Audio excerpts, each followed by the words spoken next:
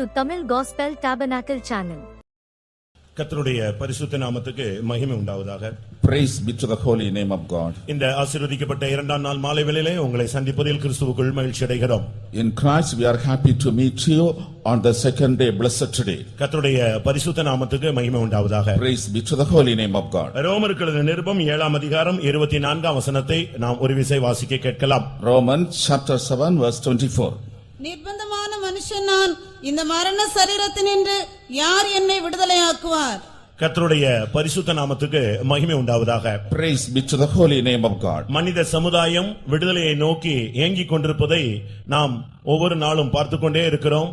நம்முடைய வாழ்விலும் அதை அனுபவித்துக் கொண்டே இருக்கிறோம். Every day we are able to see that the human society is longing for deliverance. In our day-to-day life also we experience it. மனிதன் மற்ற பல விதங்களிலே சந்தோஷத்தை வெளிப்படுத்துவதை அவன் காட்டினாலும் அவனுக்குள்ளே ஏதோ ஒரு கட்டு இருப்பதை அவனே உணர்கிறான்.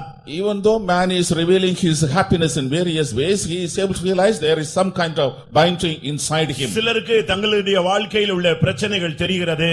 சிலருக்கு தங்களுடைய வாழ்க்கையில் உள்ள போராட்டங்களின் பிரச்சனையின் தீவிரம் அவர்களுக்கு புரிவதில்லை. Some are able to know the terrorist nature of the problems and the difficulties in their life, but some do not have that knowledge. நேற்று பலவீனத்தினால் தாக்கப்பட்ட ஒரு பெண்ணுடைய வாழ்க்கையிலிருந்து கர்த்தர் அவளை எப்படி விடுதலையாக்கினார் என்பதை நாம் நேற்று சிந்தித்தோம். Yesterday we meditated in what way the Lord delivered a woman from her infirmity. அது ஒரு சரீர பலவீனம் மாத்திரமல்ல, அந்த சரீர பலவீனத்தின்குள்ளாக ஒரு ஆவியும் இருந்ததாக நாம் நேற்று விளங்கிக் கொண்டோம். Yesterday we understood it is not a mere physical deformity, but inside that physical deformity there was a soul. வியாதி வருவது சகஜம், ஆனால் வியாதிக்கு ஊடாக பிசாசு வருவானால் அந்த வியாதி சுகமாவது கடினம். It is common that we are afflicted by sickness, but if a devil happens to enter the sickness, it is difficult to get deliverance. பிரச்சனைகளுக்கு ஊடாக நாம் கடந்து போவது சகஜமானது, ஆனால் பிரச்சனையின் தீவிரத்தை பிசாசு உண்டாக்கிவிட்டால் அந்த பிரச்சனையில் தீர்வை நாம் எட்ட முடியாது. It is common that we pass through the problems, but when the devil is increasing the seriousness of the problem, it's difficult to get solution. பாருங்கள், அந்த பெண்ணை 18 வருடமாக பலவீனம் என்றுதான் சொல்லி அவள் எண்ணி இருந்தாள். ஆனால் உள்ளுக்குள் ஆவி இருந்ததை இயேசு வெளிப்படுத்தினார். See, that woman has thought that she had an infirmity for 18 long years, but the Lord Jesus Christ made her realize that there was a spirit behind it. அந்த பெண்ணினுடைய உண்மையான நிலவரம் அவளுக்கும் தெரியாது, அவள் சார்ந்திருந்த ஜெப ஆலயத்துக்கும் தெரியாது. The true condition of the woman was not known to the woman, even to the synagogue it was not known. ஆனால் ஆண்டவராகிய இயேசு கிறிஸ்து 18 வருடங்களுக்கு பின்பாக அவளை சந்திக்க அவர் சித்தம் கொண்டு அவளை சந்தித்த பொழுது அந்த ஆவியின் தீவிரத்தை புரிந்து அதை அழித்தார், அவளுக்கு விடுதலை கொடுத்தார். But when the Lord Jesus Christ willed to meet her after 18 long years, he realized the seriousness of that spirit and she gave her deliverance. ஆண்டவருடைய பெரிதான இரக்கம் நாம் புதிய ஏற்பாட்டு காலத்தில் இருப்பதுதான். The great mercy of God is that we are in the dispensation of New Testament. நாம் பழைய ஏற்பாட்டு காலங்களிலே நாம் இருந்திருப்போமானால் நமக்கு இவ்வளவு பெரிதான ரட்சிப்பு நமக்கு கிடைத்திருக்காது.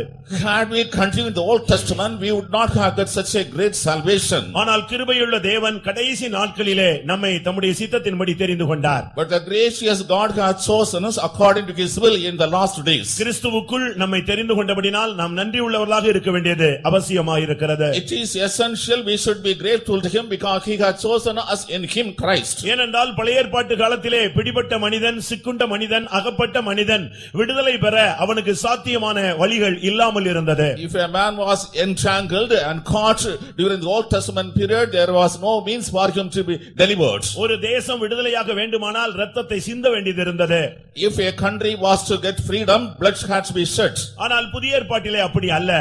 But in the New Testament it is not so. ஒரு மனிதன் விடுதலை பெறும்படியாக 3 வழிகளை தேவன் ஏற்படுத்தி வைத்திருந்தார். The Lord has provided 3 ways for the deliverance of a man. பழைய ஏற்பாட்டிலே ஒருவன் விடுதலை பெறுகிறான் என்றால் ஒரே ஒரு வாய்ப்புதான்.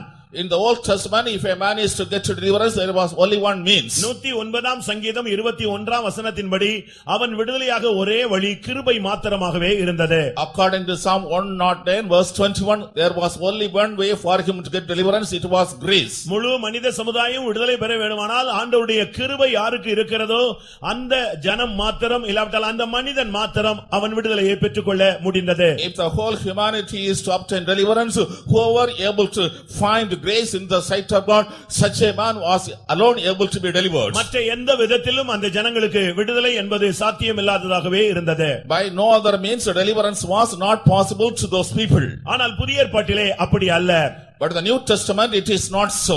யோவான் 8:36 படி குமாரன் விடுதலையாக்கினால் அந்த மனிதனுக்கு அவன் யாராக இருந்தாலும் அவனுக்கு விடுதலை கிடைத்து விடுகிறது. According to John's Gospel chapter 8 verse 36, if the Son sets a man free, whatever kind of man he may be, he is getting deliverance. யோவான் 8:32 படி சத்தியத்தை அறிந்து விட்டால் அவனுக்கு விடுதலை கிடைக்க வாய்ப்பு கிடைக்கிறது. According to John chapter 8 verse 32, if a man comes to truth, there is possibility for him to get deliverance. 2 கொரிந்தியர் 3:17 அபிஷேகம் அவனுக்கு உதவி செய்து அவனை விடுதலையாக்கி வெளியே கொண்டு வருகிறது. According to 2 Corinthians chapter 3 verse 17, the anointing is given to a person and by that he is able to get deliverance. குமாரன் நேரடியாக வந்து ஒரு மனிதனை விடுதலையாக்குகிறார். The Son comes directly and delivers a man. தம்முடைய சத்தியத்தை அனுப்பி ஜனங்களை விடுதலையாக்குகிறார். He is sending his truth and delivering the people. பரிசுத்த ஆவியானவர் மூலமாக தம்முடைய ஜனத்தை அவர் விடுதலையாக்குகிறார். Through the Spirit of God he is delivering his people. அப்படியானால் பழைய ஏற்பாட்டுக்கும் புதிய ஏற்பாட்டுக்கும் உள்ள பெரிய வித்தியாசங்களை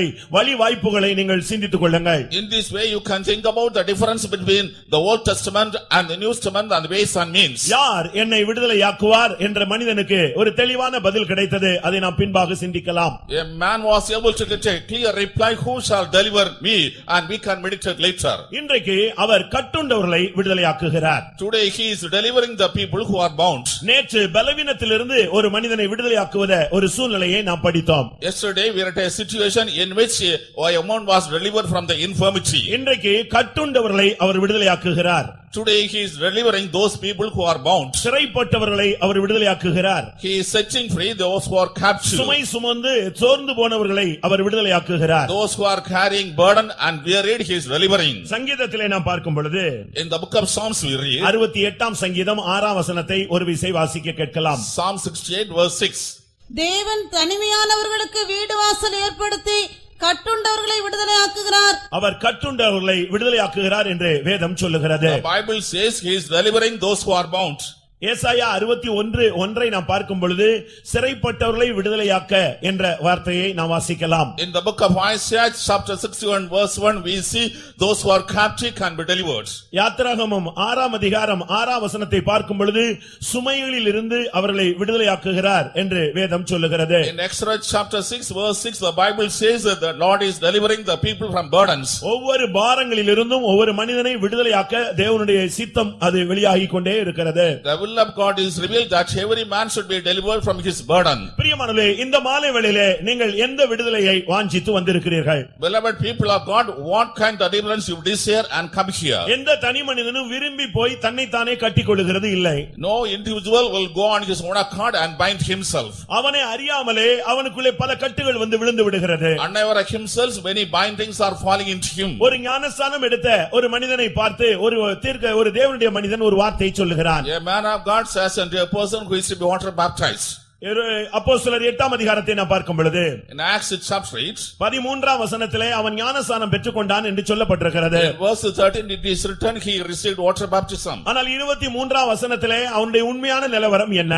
In verse 24 what is his true condition? கசப்பான பிச்சிலும் பாவக்கட்டிலும் அவன் அகப்பட்டிருந்தான் என்று சொல்லி இருக்கிறது. It is written he is entangled in the gall of bitterness and in the binding of sin. அப்படியானால் கிறிஸ்தவர்களும் கூட கட்டப்பட்டிருக்கிறார்கள் என்ற சத்தியம் அங்கே வெளிப்படுகிறது. From this we can understand the truth, even the Christians could be bound. இன்றைக்கு ஜனத்தை கட்டுண்டவர்களாய் மாற்றும்படியாக அவர்களை கட்டுக்குள்ளே கொண்டு வரும்படியாக ஒரு வல்லமை போராடிக் கொண்டே இருக்கிறது. Today a power is working, operating so that people can be brought into captivity. இல்லாவிட்டால் சிறைப்படுத்தும்படியாக ஒரு வல்லமை போராடிக் கொண்டே இருக்கிறது. A power is working in order to make one in prison. அவனை பாரத்தினால் அழுத்தும்படியாக ஒரு வல்லமை போராடிக் கொண்டே இருக்கிறது. A power is working not to press a man due to sin. அவனுக்கு பிரச்சனைகள் இல்லாவிட்டாலும் சில பாரங்கள் அவனை அழுத்தி அவனை டிப்ரஸ் ஆய் மாத்தி ஒரு கொஞ்ச நேரத்துல மன அழுத்தத்தினால் வேதனைக்குள்ளே அவன் போய் விடுகிறான். Even though he does not have sin, he is oppressed by various means and he is going into depression.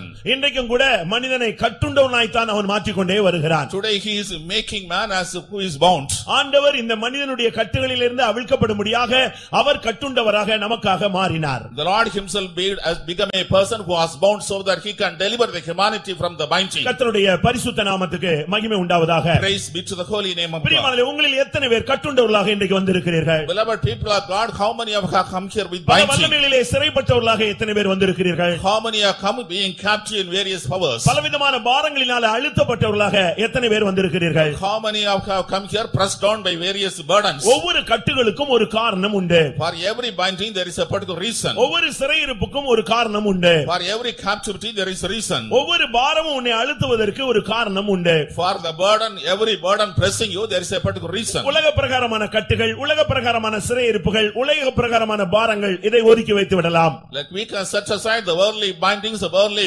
burdens and worldly captivity. இதெல்லாம் பெரிய காரியம் அல்ல. ஒரு நொடியிலே கர்த்தர் அதை தூக்கி எறிந்து விடுகிறார். These are not great things. In a moment the Lord will cast them away. ஆவிக்குரிய கட்டுகள் என்று சில காரியங்களை நாம் பார்க்க முடியும். We can see certain things as spiritual binding. நமக்கு வந்த கட்டுகள் என்ன அனுபவத்திலே எதற்காக வந்தது? What for and to what experience our bindings came upon us. உன்னுடைய பிள்ளைகள் கூட சில சிறையிருப்பிலே போகிறார்களே, அதற்கான காரணம் என்ன? Even some people of God go into captivity. What is the reason for it? எல்லா பாரங்களும் நீங்கினவர்கள் பல பாரங்களினால் அழுத்தப்படுகிறார்களே, அதனுடைய காரியம் என்ன? Some are removed of the burdens, yet they are pressed down by various burdens. What is the reason for நாம் it? இதை விளங்கிக் கொள்ள வேண்டியது அவசியம். It is essential we should understand about it. முதலாவது அப்போஸ்தலர் நடவடிக்கைகள் 12ஆம் அதிகாரத்திலே பிரதான அப்போஸ்தலனாகிய பேதுரு சிறைப்பட்டு போனான் என்று வேதம் சொல்லுகிறது. In Acts of the Apostles chapter 12 we are able to realize the chief apostle Peter was in captivity. அவனை பிடிக்கும்படியாக ஒரு வல்லமை தொடர்ந்து கொண்டே வந்தது. A power was following not to imprison him. ஏரோது எப்படி ஆயினும் அவனை பிடித்து விட வேண்டும் என்று அவனை தொடர்ந்தான். Herod was following him not to make him captive. ஒரு குறிக்கப்பட்ட இடத்திலே அவனை அந்த வல்லமை பிடித்து விட்டது. In a particular place that power has bound him. வேறு வழியே இல்லை. அவன் அதிலே சிக்கிக் கொண்டான். அவனை கொண்டு போய் சிறைச்சாலையிலே 2 சேவகர்கள் நடுவே வெண்கல சங்கிலிகளால் கட்டி அவனை படுக்க வைத்து விட்டார்கள். There was no other means. He was caught and he was taken into the prison. He was bound in chain in between 2 soldiers. அவன் சிறையை வாஞ்சிக்கவில்லை. He did not desire prison. சிறைப்பட்டு போன வாழ்க்கை அவனுக்கு பிடிக்கவும் இல்லை. He did not like the prison life. ஆனால் அவனை அந்த வல்லமை தொடர்ந்து பிடித்து அவனை சிறைப்படுத்தினதாக பார்க்கிறோம். But that power has followed him, caught him and made him prisoner. நீ எதை விரும்பினாலும் விரும்பாவிட்டாலும் ஏதோ ஒரு வல்லமை உன்னை சிறைப்படுத்தும்படியாக உன்னை பின்தொடருகிறதை நீ ஆவியிலே உணர வேண்டியது அவசியம். Whether you desire or not, you have to realize in your spirit that some kind of power is following you to imprison you. அந்த வல்லமை அவனை பிடித்து அடிமைப்படுத்தின பொழுது அவனுக்கு ஜெபம் கூட வரவில்லை. When that prison imprisoned him and made captive, he could not pray. அப்போஸ்தலர் 12:4 பார்க்கும் பொழுது அவன் நித்திரை பண்ணிவிட்டான். ஏனென்றால் அவனுக்கு மிகுந்த துக்கமாக இருந்தது. ஏன் இப்படி ஒரு சம்பவம்? நான் ஏன் சிறைப்பட வேண்டும்? நான் ஒரு ஊழியன் அல்லவா? நான் கர்த்தருடைய வேலைத்தானே செய்தேன். அவனுக்குள்ளே ஒரு மன போராட்டம். அந்த துக்கத்திலேயே அவன் அப்படியே தூங்கி போய்விட்டான். In Acts chapter 12 verse 4, he was having sorrow regarding his imprisonment. Am I not a servant of God? Am I not doing the ministry of God? Why I am imprisoned? Because of this sorrow, he fell asleep. அவனுக்கு அந்த இரவு நேரத்தை ஜெபத்திலே கழிக்க அவனுக்கு இயலாமல் போய்விட்டது. He was not able to spend the night hour in prayer. அவன் கடைசியாக சிறையிருப்பிலேயே தூங்கி விட்டான். Finally, he fell asleep in prison life. பிரியமானவர்களே, ஒவ்வொரு காரியத்துக்கும் பின்பாக ஒரு வல்லமையினுடைய தாக்குதல் இருப்பதை நீங்கள் புரிய வேண்டும். Beloved child of God, you should understand that behind every activity there is an attack of a spirit. இந்த சிறையிருப்பு ஊழியத்தின் நிமித்தம் வந்த ஒரு சிறையிருப்பு. This imprisonment came to him due to his ministry. இல்லாவிட்டால் சுவிசேஷத்தின் நிமித்தம் வந்த ஒரு போராட்டம். It is a struggle which came because of the gospel. நீங்கள் எந்த ஒரு ஊழியம் செய்தாலும் அதற்கு பின்னாக ஒரு வல்லமையினுடைய போராட்டம் இருப்பதை நீங்கள் ஆவியிலே உணர வேண்டும். Whatever ministry you are doing, you should realize in the spirit that there is a power behind it. அது ஒரு சிறிய ஊழியமாக இருக்கலாம், இல்லாவிட்டால் பெரிய மிகப்பெரிய வல்லமையுள்ள ஒரு ஊழியமாக இருக்கலாம். Perhaps it may be a small ministry or it may be a powerful great ministry. எந்த ஊழியமானாலும் அதற்கு பின்னாக ஒரு வல்லமை இருந்து கொண்டே போராடி கொண்டே இருக்கும். Whatever may be the ministry, behind it a power will be working and இவனுக்கு attacking. வந்ததான இந்த சிறையிருப்பு, இந்த கட்டுகள் சுவிசேஷத்தின் நிமித்தம் ஊழியத்தின் நிமித்தம் வந்த ஒரு போராட்டம். The imprisonment, the problem he faced was because of the gospel. ஆனால் அதை எதிர்கொள்ள அவனுக்கு பலன் இல்லாமல் போய்விட்டது. But he did not have strength to oppose it. நல்ல ஒரு போஸ்டிங், பிரதான அப்போஸ்தலன் என்கிற ஒரு நல்ல பதவி. He had a good posting that he was a chief apostle. ஆனால் இந்த சூழ்நிலையை மேற்கொள்ள அவனுக்கு ஒரு பலன் இல்லாமல் போய்விட்டான். But he did not have the power to overcome the situation. கர்த்தருடைய பரிசுத்த நாமத்துக்கு மகிமை உண்டாவதாக. Praise be to the holy name of God. நீங்கள் செய்கிற ஒவ்வொரு ஊழியத்திற்கு பின்பாக ஊழியர்களானாலும் சரி விசுவாசிகளானாலும் சரி கர்த்தருக்காக செய்கிற ஒவ்வொரு ஊழியத்துக்கு பின்பாக ஒரு வல்லமையினுடைய தொடர் இருந்து கொண்டே இருக்கும். Whether you are servants or believers, whatever ministry you are doing behind it, you can realize the attack of some kind of spirit. நான் இதை சொல்லிவிட்டேன் என்று சொல்லி இனிமேல் ஊழியத்தை நீங்கள் விட்டு ஓடிவிடக் கூடாது. Because I am telling this, you should not give up the ministry and run away. ஊழியத்துக்கு பின்பாக ஒரு வல்லமை உண்டு, அதை எதிர்த்து மேற்கொள்ளுகிறவன் தான் ஊழியத்தை செய்ய முடியும். There is a spirit or power behind the ministry, one who is able to overcome alone can do the ministry. அப்போஸ்தலர் 12ஆம் அதிகாரம் 11ஆம் வசனத்தை பார்க்கும் பொழுது In Acts chapter 12 verse 11 we read, கர்த்தர் அவனை விடுதலையாக்கினார் என்று சொல்லி இருக்கிறது. it is written the Lord delivered him. 17ஆம் வசனத்திலே நாம் பார்க்கும் பொழுது In verse 17, அவன் தன் கர்த்தர் தன்னை விடுதலையாக்கின விவரத்தை மற்றவர்களுக்கு அவன் விவரித்து சொன்னான் என்று சொல்லப்பட்டிருக்கிறது. it is written he is explaining in what manner the Lord has delivered him to other people. சிறைப்படுத்துவது சாத்தானுடைய வேலை, அவனை விடுதலையாக்குவது தேவனுடைய வேலை. It is the work of Satan to make one a prisoner, it is the work of God to deliver him. உன்னை கட்டுவது சாத்தானுடைய வேலை, கட்ட அவிழ்ப்பது தேவனுடைய வேலை. It is the work of Satan to bind you, it is the work of the Lord to bind the loose. உன்னை அகப்படுத்தும்படியாக பல வல்லமைகள் போராடும், உன்னை காப்பாற்றும்படியாக தேவ ஆவியானவர் போராடுகிறார். Many powers will be attacking against you, not entangle you, but the Spirit of God is fighting against you. இங்கே அந்த மனிதன் சிக்கி அவன் தவித்தான், ஆனால் கர்த்தர் அவனை எப்படி விடுதலையாக்கினார்? Here the man was entangled, he was lagging, but how the Lord delivered him. ஊழியம் என்று சொன்ன உடனே நம்மில் எத்தனை பேர் ஊழியம் செய்கிறோம்? When we speak of ministry, how many of us are doing the ministry? நாம் என்ன நினைக்கிறோம் தெரியுமா? What we think, ஊழியம் என்று சொன்ன உடனே ஒரு பெரிய வித்தியாசமான ஒரு உணர்வு இருக்கிறபடினால் தான், ஊழியத்தை குறித்த தவறான விளக்கங்கள் போதிக்கிறபடினால் தான் ஊழியத்தின் மேன்மை நம்மில் அநேகருக்கு தெரியாமலே போய்விடுகிறது. when we remember about the ministry, we have a different explanation. That is why we are not able to realize the greatness of the ministry. இன்றைக்கும் கூட பலர் பல விதங்களிலே ஊழியம் செய்கிறார்கள். Even today many people doing the ministry in various ways. நாம் அந்த ஊழியங்களை குறை சொல்லும்படியாக வரவில்லை. I am not coming to find fault with those கவனியுங்கள், ministries. நம்முடைய ஊழியம் என்பது வித்தியாசமானது. Our ministry is different. வேதம் என்ன சொல்லுகிறது? What does the word of God say? ஊழியங்களிலே வித்தியாசம் உண்டு, தேவன் ஒருவரே என்று சொல்லி இருக்கிறது. There are different ministries, but God is one.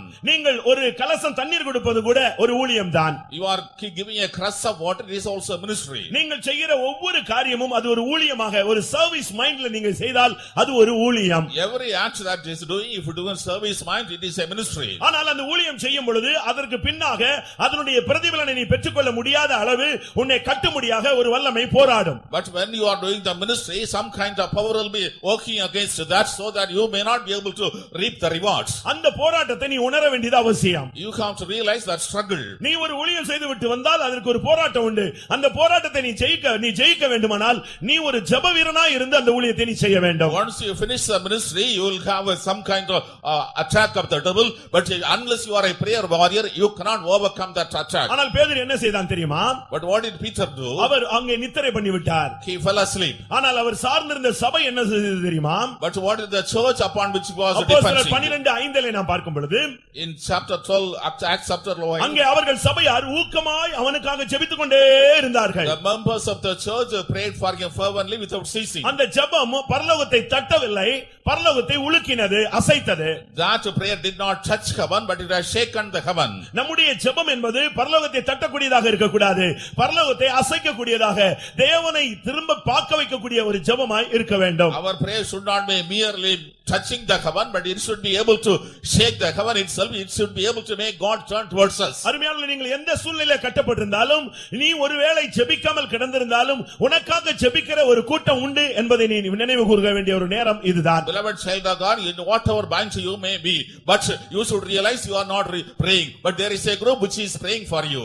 வேதம் என்ன சொல்லுகிறது? What does the Bible say? அப்போஸ்தலர் 12:11 யூத ஜனங்களுடைய எண்ணங்களுக்கும் ஏரோதின் கைக்கும் கர்த்தர் அவனை விடுதலையாக்கினார். In Acts chapter 12 verse 11, the Lord had delivered him from the hand of the Herod and the expectations of the people of the Jews. உனக்கு விரோதமாக பலவிதமான மனிதர்கள் போராடிக் கொண்டே இருக்கிறார்கள். Various kinds of people are just working against you. இந்த வல்லமைகளிலே நீ சிக்கி நீ அகப்பட்டவனாக இருக்கலாம், ஆனால் இன்றைக்கு நீ சுவிசேஷ ஊழியம் என்றைக்கோ செய்தாயே அதனுடைய போராட்டம் தான் உன்னை கட்டியிருக்கிறது என்பதை புரிந்தால் இன்றைக்கு நீ ஜெபித்தால் கர்த்தர் இந்த கூட்டம் முடியறதுக்குள்ளே உன்னை விடுவிப்பார். You may be entangled in certain kinds of bindings, but if you realize because of ministry that you did once, the Spirit has come and attract.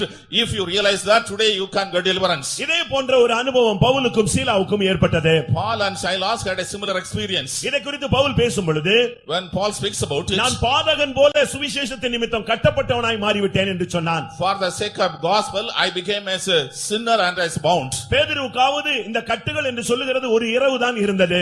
In the case of Peter, that binding existed for only nights. ஆனால் ஊழியம் முடிகிற வரைக்கும் கட்டுகளும் வேதனைகளும் சிறையிருப்பும் பவுலுக்கு அதிகரித்துக் கொண்டே வந்தது. But till the ministry of Paul was ceasing, the imprisonment and difficulties, struggles were on the increase. அவனுக்கு தெரியும் இந்த ஊழியத்தில் நிமித்தம் ஒரு போராட்டம் உண்டு என்று அவனுக்கு தெரியும். He was aware because of the ministry he will have to pass through persecution. இன்றைக்கு அநேகர் ஊழியம் செய்தவர்கள் இன்னைக்கு ஊழியம் செய்யாமலே இருக்கிறார்களே, காரணம் என்ன? Many have been doing ministry, but now they are not doing ministry. What's the reason? விசுவாசிகளும் அவருடைய அழைப்புக்கு ஏற்ற வண்ணம், கிருபைக்கு ஏற்ற வண்ணம், தாளந்துகளுக்கு ஏற்ற வண்ணம் அவர்கள் ஊழியம் செய்கிறார்கள். The believers are also doing the ministry according to their call and talent and capability. ஆனால் இன்றைக்கு அந்த ஊழியத்தை அவர்கள் நிறுத்தி விட்டார்கள். But today they have stopped their ministry. அதுக்கு காரணம் என்ன பிரியமானவர்களே? Beloved, what is the reason for it? அந்த ஊழியத்தின் நிமித்தம் அவர்களோடு போராடின, அவருடைய குடும்பத்தோடு போராடின, அவருடைய பிசினஸோடு போராடின வல்லமையை அவர்கள் புரிந்து கொண்டு அந்த கட்டுகளில் இருந்து அவர்கள் ஜெபித்து வெளியே வராதபடினால்தான் இன்றைக்கு அவர்கள் ஊழியம் செய்யக்கூடாதவர்களாக மாறி போனார்கள். They are not able to realize the powers which are attacking and in their life against their ministry and various activities. They were not able to pray and get deliverance, therefore they have stopped doing ministry. அப்போஸ்தலர் 16ஆம் அதிகாரத்திலே நாம் பார்க்கும் பொழுது 36 37லே கர்த்தர் அவர்களை விடுவித்தார் என்று தான் சொல்லப்பட்டிருக்கிறது.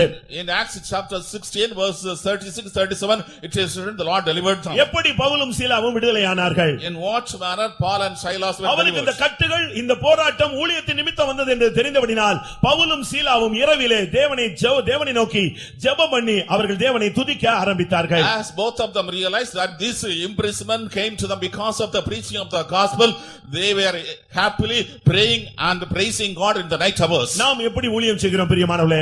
Beloved, in what manner we are doing the ministry? நமக்கு ரெண்டு கைகள் நன்றாக இருக்கிறது, We have two good hands, கால்கள் நன்றாக இருக்கிறது, we have good feet, பேச்சு திறமைகள் இருக்கிறது, we have talent of speech, உலக ஞானங்கள் இருக்கிறது, we have wisdom of the world, ஊழியம் செய்யக்கூடிய வசதி வாய்ப்புகள் தேசம் திறந்திருக்கிறது. there is facilities and means, the land is open ஆனால் before நம்மில் us. எத்தனை பேர் கர்த்தருக்காக எதையாவது ஒன்றை செய்கிறோமா?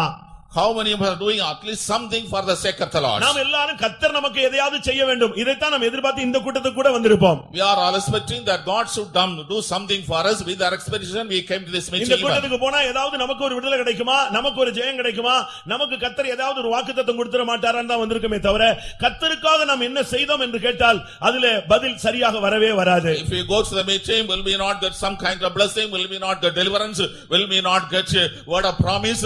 We are expecting something from God, but what we are doing for the God, the answer is nothing. ஒரு சகோதரனுக்கு கால் கிடையாது, A brother was lame, ஆனால் அவர் ரட்சிக்கப்பட்டு விட்டார். but he was saved. அவருக்கு கர்த்தருக்காக எதையாவது செய்ய வேண்டும் என்கிற ஒரு ஆசை. He had decided to something for the Lord. எப்படி கால் இல்லாமல் எங்கே போய் ஊழியம் செய்ய முடியும்? Without legs, how he can go and do the ministry? அதனால அவருக்கு மிகுந்த விசனமாக இருந்தது. He was in much sorrow. ஒரு நாள் அவருக்கு ஒரு வெளிப்படுத்தல். One day he got a revelation. அப்படினால பேப்பரை எடுத்துக்கொண்டு இந்த பைபிள்ல உள்ள வாக்குத்தத்த வசனங்களாக எழுதி கொண்டே இருந்தார். He took the piece of paper and wrote the verses which give promise in the Bible. ஒரு பேப்பர்ல ஒரு வாக்குத்தத்தத்தை எழுதுவார், அதை சுருட்டி ஜன்னல் வழியாக வெளியே போடுவார். He used to write a promise in a piece of paper, roll it and throw out the window. அங்க ரோட்ல போகும்போது திடீர்னு ஜன்னல் வழியா ஒரு பேப்பர் வந்து கீழே விழும். When somebody is walking along the road, a paper will come on the roads. அவங்க என்னடா திடீர்னு இந்த வீட்ல இருந்து வரிசையா பேப்பர் வந்துட்டே இருக்குன்னு ஒரு ஆள் போய் எடுத்து பார்த்தான். One person thought why the papers are coming one after another from the house, and he took it. அதுல ஒரு வாக்குத்தத்த வசனம். There was a promise. அத வாசிச்சிட்டு அவன் டெய்லி அத ஒவ்வொரு நாளும் வந்து அதை எடுத்துட்டே போயிட்டே இருந்தான். இப்படி ஜனங்கள் போறவங்க வர்றவங்க எல்லாம் இந்த வாக்குத்தத்த வசனங்களை எடுத்துக்கொண்டே போனார்கள். Everybody came and took the promise. The people who were walking along were taking the promise and going about. அதை எடுத்து போன ஒரு ஆளுக்கு அந்த வாக்குத்தத்தம் பலித்து விட்டது. In the case of one person who took the promise, it was fulfilled. பயங்கர போராட்டத்தில் இருக்கும் பொழுது இந்த வசனம் அவனோடு பேசி அவனுடைய வாழ்க்கையை மாற்றி அவனுடைய பிசினஸ் எல்லாம் அதிகமாக செழிக்க ஆரம்பித்து விட்டது. He was in a severe struggle and persecution, but when he took the promise and prayed upon it, there was prosperity in his business. அவனுக்கு திடீரென்று அந்த வசனம் எழுதி போட்ட ஆள் யார் என்று பார்க்கும்படியாக வந்தான். All of a sudden he came to see the person who has written and dropped the promise. அங்க வந்து பார்த்தால் ரெண்டு கால் இல்லாத ஒரு சகோதரன் டெய்லி பைபிள்ல இருந்து கொஞ்சம் வசனத்தை எழுதி வெளியே போடுகிறார். There a brother who has no legs was sitting and writing biblical verse and dropping down. உடனே அவர் சொன்னார், நீங்க எழுதி போட்ட வசனத்தை நான் படித்தேன், என்னுடைய வாழ்க்கையில் அது பலித்து விட்டது, நான் உங்களுக்கு எதையாவது செய்ய விரும்புகிறேன் என்று சொன்னார். He said, I have read the biblical verse that you have written, dropped, it was fulfilled, therefore I am prosperous, I want to do something to you. நான் ஊருக்கு வெளியே ஒரு பண்ணை வீடு வைத்திருக்கிறேன். I have a farm just far away from the village. நீங்கள் என்னோடு வந்தால் அந்த வீட்டில் வைத்து உங்களை கடைசி வரை பராமரிக்கிறேன். If you come to me with that house, I will take care of you till the end. அப்பொழுது இவர் சொன்னாராம், அந்த வழியாக ஆட்கள் போய்க்கொண்டே இருப்பார்களா வருவார்களான்னு கேட்டார். Then he asked, will the people be passing along that way? அப்போ சொன்னா இல்ல ஊருக்கு வெளியே அமைதியான இடம், மனித நடமாட்டம் இல்லாத ஒரு இடம் என்று சொன்னார். He said it is a far away place from the village, there is nobody walking, it is a lonely place. அப்பொழுது அந்த சகோதரன் சொன்னார், அந்த ரெண்டு கால் இல்லாத சகோதரன், அப்படி அல்ல பிரியமான சகோதரனே, நான் இங்க இருந்து என்னால முடிந்த அளவு ஏதாவது வசனத்தை யாருக்காவது சொல்லணும், நான் வெளியே போய் எனக்கு சொல்லக்கூடிய வளது எனக்கு பலன் இல்ல, அப்படினால இந்த ஊழியத்தை நான் கடைசி வரைக்கும் செய்ய விரும்புகிறேன், இந்த கஷ்டமான இந்த ரூம்லயே இருந்துக்கிறேன்னு சொன்னாரா. That brother told, I do not have legs, therefore I continue the ministry, I cannot walk along and do the ministry, therefore I continue to remain in this house and do this ministry. நீங்க யோசித்து பாருங்க.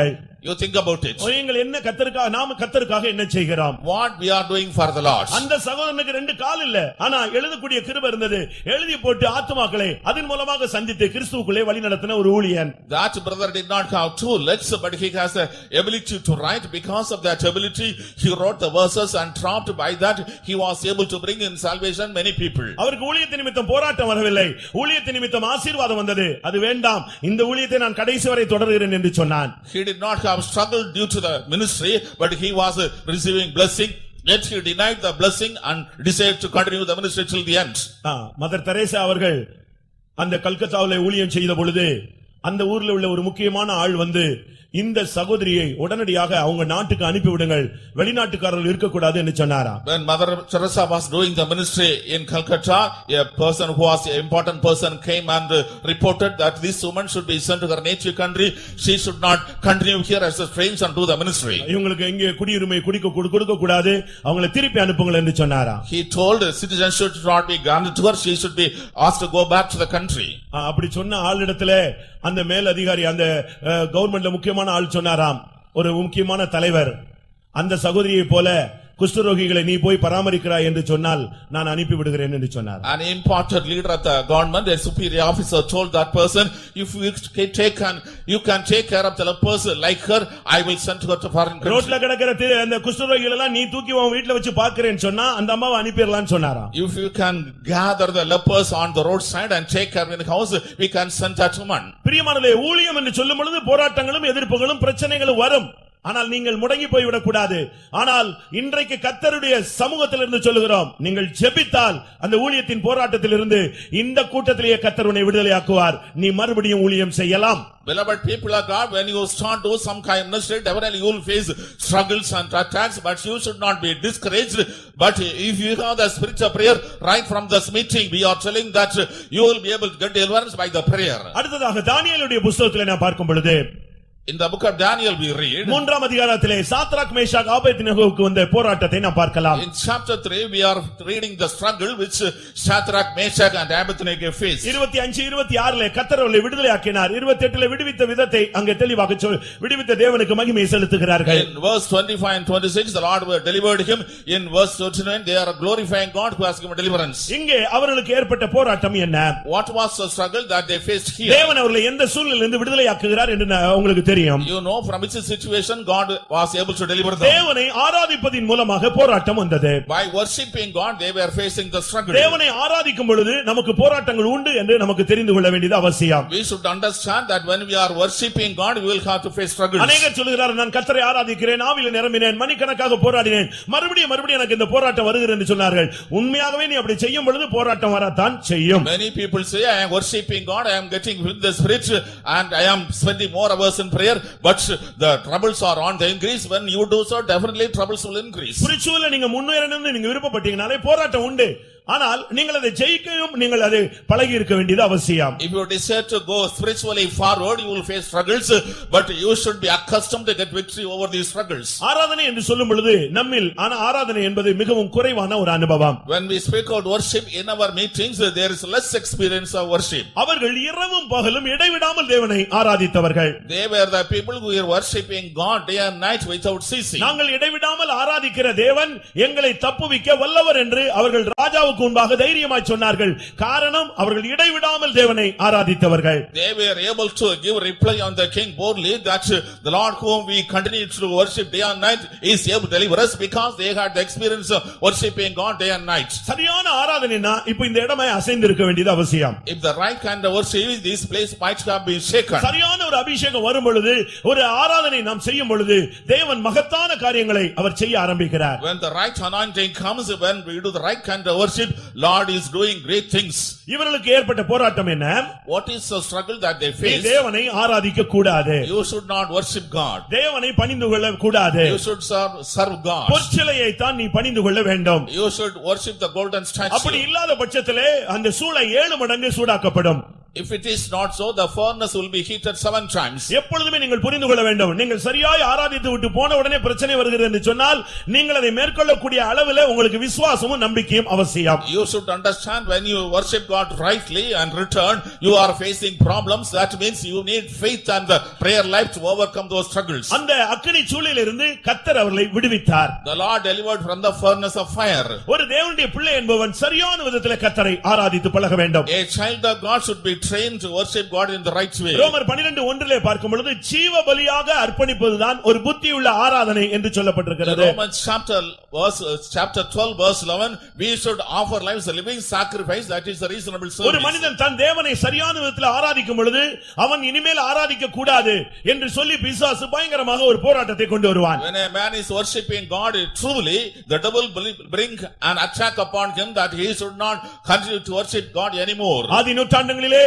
இயேசுவின் நாமத்தை குறித்து நீ எவ்வளவும் பேசக்கூடாது என்று தடுத்தார்கள். In the early century they were stopped from speaking the name of Jesus Christ. சரியான ஒரு ஆராதனை என்பது அக்கினி சூளை எல்லாம் தகர்த்து எறிந்துவிடும். The right kind of worship will break the barriers of the furnace of fire. உனக்கு விரோதமாக அக்கினி பரீட்சைகள் எத்தனை விசை வந்தாலும் அத்தனை விசையை நீ ஜெயிக்க முடியாக உன்னை விடுதலையாக்கக்கூடிய தேவகுமாரனுக்கு ஒப்பான வல்லமை உன்னோடு கூட நடந்து வந்து கொண்டே இருக்கும். So many times the fiery trials may come against you, but the image and visible nature of the Son of God will come and deliver you. அவர்களுடைய ஆராதனையிலே அவர்கள் ஆராதிக்கிற தேவனை குறித்த நம்பிக்கை அவர்களுக்கு கொஞ்சம் கூட குறையவே இல்லை. The hope, that trust they placed on the God whom worship did not decrease at all. நாங்கள் ஆராதிக்கிற தேவன் எங்களை தப்புவிக்க வல்லவர். அப்படி தப்புவியாமற் போனாலும் நீர் உண்டு பண்ணின பொற்சிலையை நாங்கள் பணிந்து கொள்வதில்லை என்பது ராஜாவாகிய உனக்கு தெரிந்திருக்க கடவுது என்று சொன்னார்கள். Our God whom worship is capable of delivering us. Even if he is not delivering, we will not worship the golden statue. The king should understand very clearly. They told boldly. நீங்கள் தேவனை ஆராதிப்பது மாத்திரமல்ல, விசுவாசத்தோடு நம்பிக்கையோடும் அந்த தேவன் ஜீவிக்கிறார், எனக்காக கிரியை செய்வார் என்கிற நிச்சயத்தோடு நீங்கள் ஆராதித்து பழகுங்கள். Not only worshiping God, my God is living. You should have the assurance and trust and hope. With that experience you should continue to worship God. என்ன நடந்தது தெரியுமா? What happens? நீங்கள் என்ன நினைப்பீர்கள்? What do you think? அக்கினி சூளையிலே போடாத அளவுல கர்த்தர் ஒரு அற்புதம் செய்ய வேண்டும் என்று நீங்கள் எண்ணுகிறீர்கள். You expect the Lord should perform a miracle that you are not cast in the fiery furnace. பிரச்சனையே வராமல் கர்த்தர் பாதுகாக்க வேண்டும் என்று நீங்கள் ஜெபிக்கிறீர்கள். You pray God should protect you without temptation. தேவனுடைய திட்டம் என்ன? What is the plan of God? அக்கினி சூளை 7 மடங்கு ஏற்றி அதிகமாக்கினாலும் அதற்கு உள்ளே கர்த்தர் வந்து அற்புதம் செய்ய வாஞ்சிக்கிறார். The furnace is heated 7 times, you are cast into it, yet the Lord wants to get into that furnace and deliver you. போராட்டம் வராது என்றல்ல, போராட்டத்துக்கு உள்ளே தேவன் வந்து அற்புதங்களை செய்ய வாஞ்சிக்கிறார். Not that struggles will not come, in the midst of the struggles the Lord wants to come and deliver you. அங்கே பார்த்தால் அக்கினியினூடே 4வது நபர் உலாவிக் கொண்டிருந்தார். அக்கினிக்குள்ளே இவர்கள் எல்லாரும் விடுதலையோடு அவர்கள் உலாவிக் கொண்டிருந்தார்கள். In the midst of the fire, the 4th person was moving. All these persons were moving in the fire with deliverance. நீ அக்கினியிலிருந்து தப்புவிக்கப்பட்ட ஒரு கொள்ளி. You are a firebrand delivered from the fire. உன்னை எந்த ஒரு அக்கினியும் ஒன்றும் சேதப்படுத்த முடியாது. No kind of power can do any damage. நீ ஆராதிக்கிற தேவன் ஜீவனுள்ள தேவன். The Lord whom worship is a living God. ஆனபடியால் நீங்கள் நம்பிக்கையோடு இருங்கள். எந்த போராட்டம் வந்தாலும் ஆராதிக்கிற மனிதனுக்கு போராட்டம் உண்டு. ஆனால் விசுவாசத்திலே அவன் அதை ஜெயிக்கிறான். You should be full of trust. Whoever a man is worshiping, definitely he will face problems, but in faith he is able to overcome. உண்மையாய் கர்த்தருக்கு ஊழியம் செய்கிறவனை கர்த்தர் விடுதலையாக்குகிறார். உண்மையாய் தேவனை ஆராதிக்கிறவனையும் தேவன் விடுதலையாக்குகிறார். If a man is serving God truly, the Lord is delivering. If a man is worshiping God truly, the Lord is delivering him too. 2 கொரிந்தியர் 1ஆம் அதிகாரம் 10ஆம் வசனத்தை நாம் பார்க்கும் பொழுது, In 2 Corinthians chapter 1 verse 10 we read, அப்படிப்பட்ட மரணத்திலிருந்து தேவன் எங்களை தப்புவித்தார். The Lord delivered us from such a death. இப்பொழுது தப்புவிக்கிறார். Now he is delivering. இனிமேலும் அவர் எங்களை தப்புவிப்பார் என்று நாங்கள் அவரையே நம்பிக்கொண்டிருக்கிறோம். He will also deliver in future. We are trusting in him so. கர்த்தரையே சார்ந்திருக்கிறவர்கள் விசுவாசத்தோடு இருங்கள். கர்த்தர் உங்களை இந்த கூட்டத்திலே விடுதலையாக்கப் போகிறார். The people who are trusting in the Lord continue to abide in him. The Lord will deliver you through this meeting. கர்த்தருடைய பரிசுத்த நாமத்துக்கு மகிமை உண்டாவதாக. Praise be to the holy name of God. அடுத்ததாக தாவீதினுடைய வாழ்க்கையை நாம் சிந்திக்கும் பொழுது, When we think about the life of David, அவனுக்கு பலத்த சத்துருக்களுடைய போராட்டம். he had an attack of many kinds of enemies. அவனுக்கு உள்ளுக்குள்ளேயும் போராட்டம், வெளியேயும் போராட்டம். He had struggle inside and outside. ஒரு பகுதியிலே சவுலுடைய போராட்டம், மற்றொரு பகுதியிலே பெலிஸ்தருடைய போராட்டம். On one side the attack of Saul, on the other side the attack of the Philistines. மனதிலும் போராட்டம், மாம்சத்திலும் அவனுக்கு போராட்டம். He had attack in the mind as well as in the flesh. கர்த்தர் அவனை விடுவிக்க சித்தம் கொண்டார். The Lord will to deliver him. இந்த போராட்டம் எதனாலே அவனுக்கு வந்தது? Why did he face this struggle? 1 Samuel 22ஆம் அதிகாரம் 1 அல்லாவிட்டால் 28ஆம் வசனத்தை நாம் பார்க்கும் பொழுது, In 1 Samuel chapter 22 verse 1 or 28 verse 1, அங்கே என்ன சொல்லப்பட்டிருக்கிறது? what is written? அங்கே அவர் எல்லா சத்துருடைய கைகளுக்கும் அவனை விடுதலையாக்கினார். The Lord delivered him from the hand of all enemies. கர்த்தருடைய 2 சாமுவேல் 22:1 இல்லாவிட்டால் 28 நாம் பார்க்கும் பொழுது, 2 Samuel chapter 22 verse 1 or 28 verse அங்கே 1, என்ன சொல்லப்பட்டிருக்கிறது? what is written? கர்த்தர் அவனை எல்லா சத்துருடைய கைகளுக்கும் அவரை நீங்களாக்கி விடுவித்த போது அவன் அந்த பாடலை பாடினான். The Lord had delivered him from the hands of all enemies. At that time he was singing this song. கர்த்தருடைய பரிசுத்த நாமத்துக்கு மகிமை உண்டாவதாக. Praise be to the holy name of 2 Samuel 22:18 பார்க்கும் பொழுது, In 2 Samuel chapter 22 verse 18, என்னிலும் பலவான்களாய் இருந்த என் பலத்த சத்துருவுக்கு கர்த்தர் என்னை விடுவித்தார். The Lord delivered me from my strong enemy and from them that hated me. அவனுக்கு விரோதமாய் பலத்த சத்துருக்கள் எழும்பினார்கள். Strong enemies rose against him. ஒன்று அவனுடைய குடும்பத்திலே அவனுக்கு ஒரு சத்துரு, On one side there was enemy in his family. மற்றொரு பகுதியிலே வெளியரங்கமாக அவனுக்கு பலவிதமான சத்துருக்கள். On the other side outwardly he was facing many enemies. பயங்கரமான போராட்டத்தின் மத்தியில் தான் அவனுடைய வாழ்க்கை போய் கொண்டே இருந்தது. In the midst of severe struggle his life was proceeding. ஆனால் ஒரு காலத்திலே அவன் நிம்மதியாக ஆடு மேய்த்துக் கொண்டு பாடல் பாடிக்கொண்டு இருந்த ஒரு ஆள். But once he had a calm and quiet life, he was looking at the sheep and singing songs. அவனுக்கு வேற எந்த பொறுப்புகளும் கிடையாது, He did not have responsibility. எந்த பாரங்களும் கிடையாது. He did not have any burden. அவன் எப்பொழுதும் கர்த்தரை துதித்து பாடித்துக் கொண்டே சமாதானமாய் இருந்தான். He was also praising and glorifying God. He had led a peaceful life. அவனுக்கு வேலைன்னு சொன்னா தகப்பனுடைய ஆடுகளை மேய்ப்பது, பராமரிப்பது. His work was looking after the sheep and nourishing them. ஆனால் என்ன நடந்தது? What happened then? எப்பொழுது இவனுக்கு அபிஷேகம் கிடைத்ததோ When he received anointing, அந்த நிமிஷத்திலிருந்து அவனுக்கு போராட்டங்கள் தொடங்கிவிட்டது. from the moment the struggles began in his life. ஒன்று ஊழியம் செய்தால் உனக்கு ஒரு போராட்டம் உண்டு. On the one hand, when you do ministry, you will have struggles. தேவனை நன்றாக நீ ஆராதித்து பழகினால் உனக்கு ஒரு போராட்டம் உண்டு. If you are accustomed to worshiping God truly, then you will have struggles. மூன்றாவது, அபிஷேகம் பெற்றுவிட்டாலே உனக்கு பலவிதமான போராட்டங்கள் உண்டு. Thirdly, when you receive anointing, you will face many struggles. ஆனால் தேவன் இதிலிருந்தும் அவனை விடுவித்தார் என்றுதான் வேதம் சொல்லுகிறது. But the Bible says God delivered him even from this. யார் உன்னை விடுதலையாக்குவார் என்ற கேள்விக்கு தேவன் உன்னை விடுதலையாக்குவார் என்று நாங்கள் சொல்லுகிறோம். For the question, who shall deliver me? We give the answer, Lord will deliver you. அபிஷேகம் பெற்றவர்கள் நன்றாக புரிந்து கொள்ளுங்கள், இந்த அபிஷேகம் இருக்கும் வரை உங்களுக்கு இந்த போராட்டம் இருந்து கொண்டே இருக்கும். The anointing people should realize until you have the anointing, these struggles will continue. உன்னுடைய தலையில் இருக்கிற அபிஷேகம் எப்படிப்பட்ட அபிஷேகம். What kind of anointing is upon your heads? அது ராஜ அபிஷேகமா? Is a royal அது anointing? தீர்க்கதரிசியினுடைய அபிஷேகமா? Prophetic anointing? அது ஒரு ஆசாரியனுடைய அபிஷேகமா? A priestly அது anointing? ஒரு சுவிசேஷகனுடைய அபிஷேகமா? Evangelist anointing? அது காப்பாற்றுகிறதுக்காக உனக்கு கொடுக்கப்பட்ட அபிஷேகமா? Is it the anointing given to safeguard you? வேதத்தின் அடிப்படையிலே பார்க்கும் பொழுது 5 காரியங்களுக்காக அபிஷேகத்தை கர்த்தர் அவர் கொடுத்தார். From the Bible we can understand God has given anointing for 5 reasons. அந்த அபிஷேகத்தை சரியான விதத்தில் நீங்கள் விளங்கிக் கொள்ள வேண்டும். You should understand rightly about the anointing. ஏதோ ஒரு கை தட்டுகிறதற்கும் 2 நிமிஷம் அப்படி அசைகிறதற்குமாக கொடுக்கப்பட்ட அபிஷேகம் அல்ல. The anointing is not given to merely clap hands and move for 2 minutes. உனக்குள்ளே ராஜ அபிஷேகம் இருந்தால் நீ ஒரு ஆளுகை உள்ளவனாய் காணப்பட வேண்டும். If you have royal anointing, you should have rule. தீர்க்கதரிசியின் அபிஷேகம் இருந்தால் நீ தீர்க்கதரிசனம் சாகுவரை சொல்ல வேண்டும். If you have the prophetic anointing, you should prophesy till your death. ஆசாரிய ஊழியனுடைய அபிஷேகம் இருந்தால் சாகுவரை நீ ஆசாரிய ஊழியம் செய்ய வேண்டும். If you have priestly anointing, you should do the priestly ministry till the death of your life. சுவிசேஷ ஊழியத்தின் அபிஷேகம் இருந்தால் சாகுவரை நீ சுவிசேஷகனாய் வாழ ஊழியம் செய்ய வேண்டும். If you anointing of evangelical activity till your death, you should do the evangelical work. மற்றவர்களை காப்பாற்றக்கூடிய ஜெபிக்கக்கூடிய அபிஷேகம் இருந்தால் நீ அந்த ஊழியத்தை சாகுவரை செய்து கொண்டே இருக்க வேண்டும். If you have anointing to protect others, you should continue that ministry till your death. தாவீதினுடைய அபிஷேகம் ராஜ அபிஷேகம்.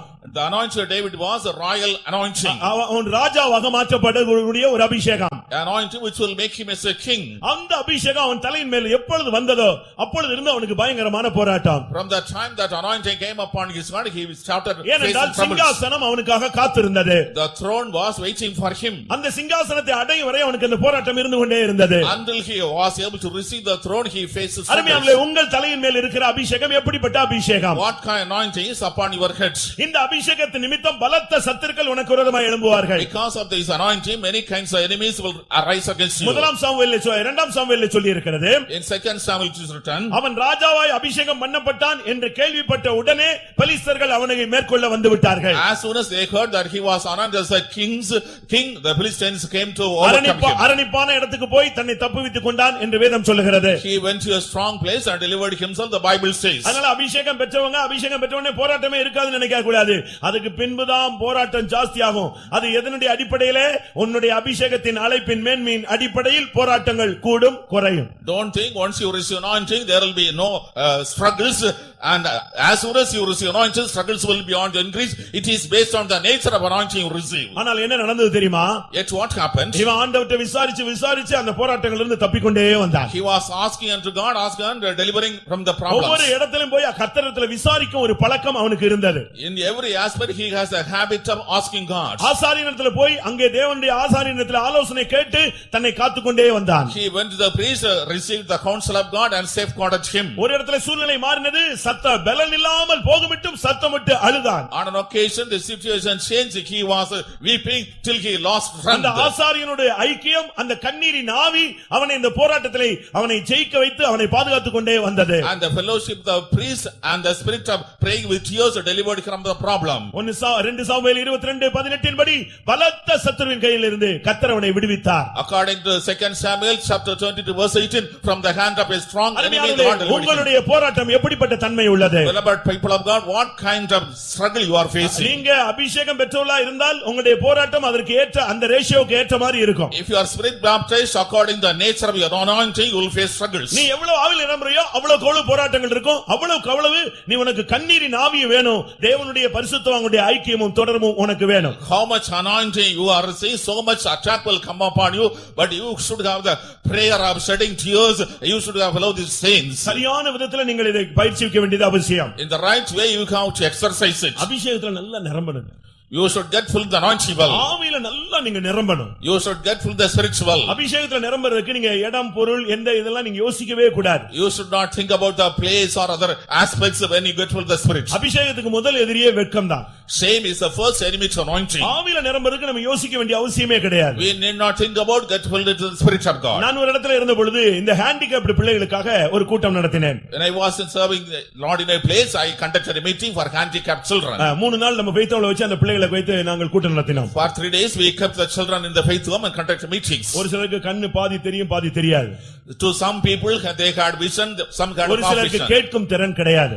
Some had no hearing power. ஒரு சிலருக்கு கையெல்லாம் கோணி போய் இருக்கும். To some people the wrinkled hands. கால்களே கிடையாது. Some have no hand, legs. எல்லாம் ஊனமான ஒரு சகோதர சகோதரிகள். Handicapped brothers and sisters. அந்த இடத்துல நாங்க அவங்கள faith home வச்சு அவங்களுக்கு கூட்டம் நடத்தினோம். In that place we kept them in the faith home, conducted meetings. காத்திரு கூட்டம் நடத்தினோம் பாருங்க. When we conducted tarrying meeting. அபிஷேகம் இறங்கினது ரெண்டு கால் அவங்களுக்கு கிடையாது. இடுப்புக்கு கீழே ஒரு அடியோ கால் அடி தான் இருக்கும். அந்த இத வச்சு என்ன மாதிரி குதித்தாங்க தெரியுமா? அபிஷேகத்துல அவங்க எவ்வளவு நிரம்பினாங்க தெரியுமா? The anointing descended, they did not have legs, just 1 foot below their hip, but in that anointing how much they jumped, you know. முடவன் மானை போல குதிப்பான். The lame will jump like a hart. நமக்கு எல்லாம் கர்த்தருடைய கிருபை இருக்கிறது, ஆனால் நாம் அதை செலுத்துகிறது இல்லை. We have plenty of the grace of God, but we are not exercising it. நீங்க முழங்கால் போடுறதுக்கு யோசிக்கிறீங்க, கை வைக்கிறதுக்கு யோசிக்கிறீங்க, ஜெபம் பண்றதுக்கு யோசிக்கிறீங்க.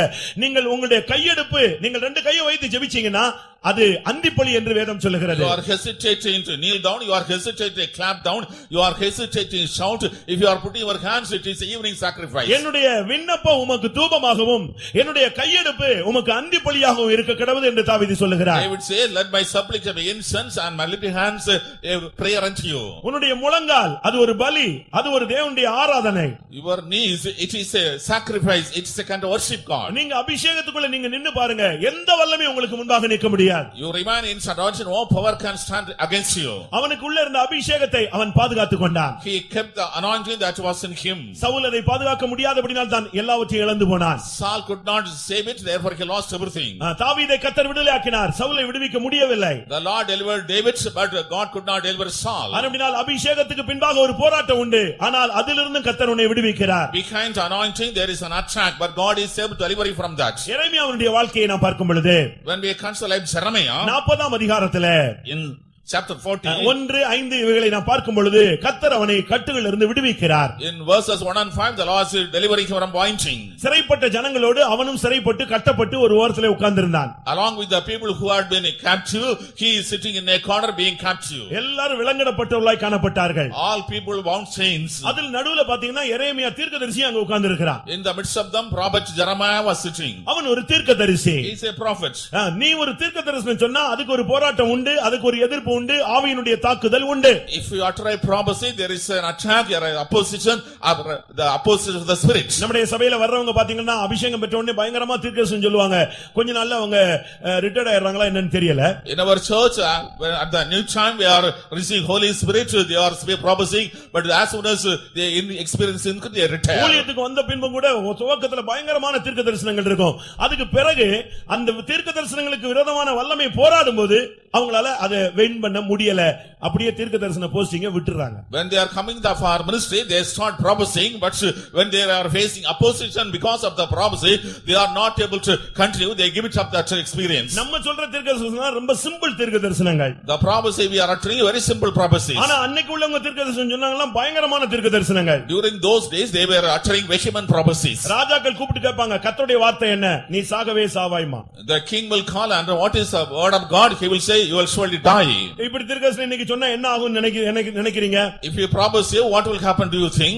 அப்படிதான் அன்னைக்கு தீர்க்கதரிசனங்கள் பயங்கரமாக இருந்தது. During those days such vehement prophecies existed. இன்றைய பிரசங்கங்கள் எல்லாம் அப்படியே சுமூகமா உங்களை அப்படியே இழுத்து அப்படியே கொண்டு போறது மாதிரி தான் இருக்க வேண்டி இருக்கிறது. Today's sermons are very smooth, very much dealing in a soft manner. யோவான் ஸ்நானகன் ஏரோதுக்கு பிரசங்கம் பண்ணா, அந்த பிரசங்கத்தை கேட்டு அவன் மிரண்டு போய் இவனை ஜெயிலுக்கு தூக்கி வச்சிட்டான். John the Baptist preached and Herod, hearing and frightened by the sermon, he was imprisoned, kept in prison. எரேமியா தீர்க்கதரிசனம் சொல்லுவான். தீர்க்கதரிசனம் சொல்ல உடனே நல்லா பேசுனீங்கன்னு சொல்ல மாட்டாங்க, உடனே கன்னத்துல ஒருத்தன் அடிப்பான். Prophet Jeremiah prophesied, as soon as the prophecy over, nobody said you have prophecy well, but slapping. திரும்ப 2 மணி நேரம் கழிச்சு கூப்பிட்டு கேட்டாலும் அதே தீர்க்கதரிசனம் திருப்பி சொல்லுவான். After 2 or 3 hours he was also prophesying, he repeat the prophecy. இந்த தீர்க்கதரிசன நிமித்தம் அவனுக்கு பயங்கரமான போராட்டங்கள் இருந்தது. Because of these prophecies he was facing plenty of struggles. ஒரு இடத்துல அவனை உளையான சேற்றுக்குள்ளே போட்டு ஒரு கிணற்றிலே போட்டு விட்டார்கள். In a particular place he was cast into a well in mire. அவன் அதில் அமிழ்ந்து கொண்டே இருந்தான். He was going downwards. இன்னொரு இடத்துல அவனை நிலவறையிலே தூக்கி போட்டு விட்டார்கள். In another place he was kept inside a room. நிலவறை, அதாவது சந்திரனுடைய கொஞ்சம் வெளிச்சம் அவனுக்கு கிடைக்கும். அவன் ஒரு செல்லுக்குள்ள கிடந்தான். He was inside a cell where he could get little light of the moon.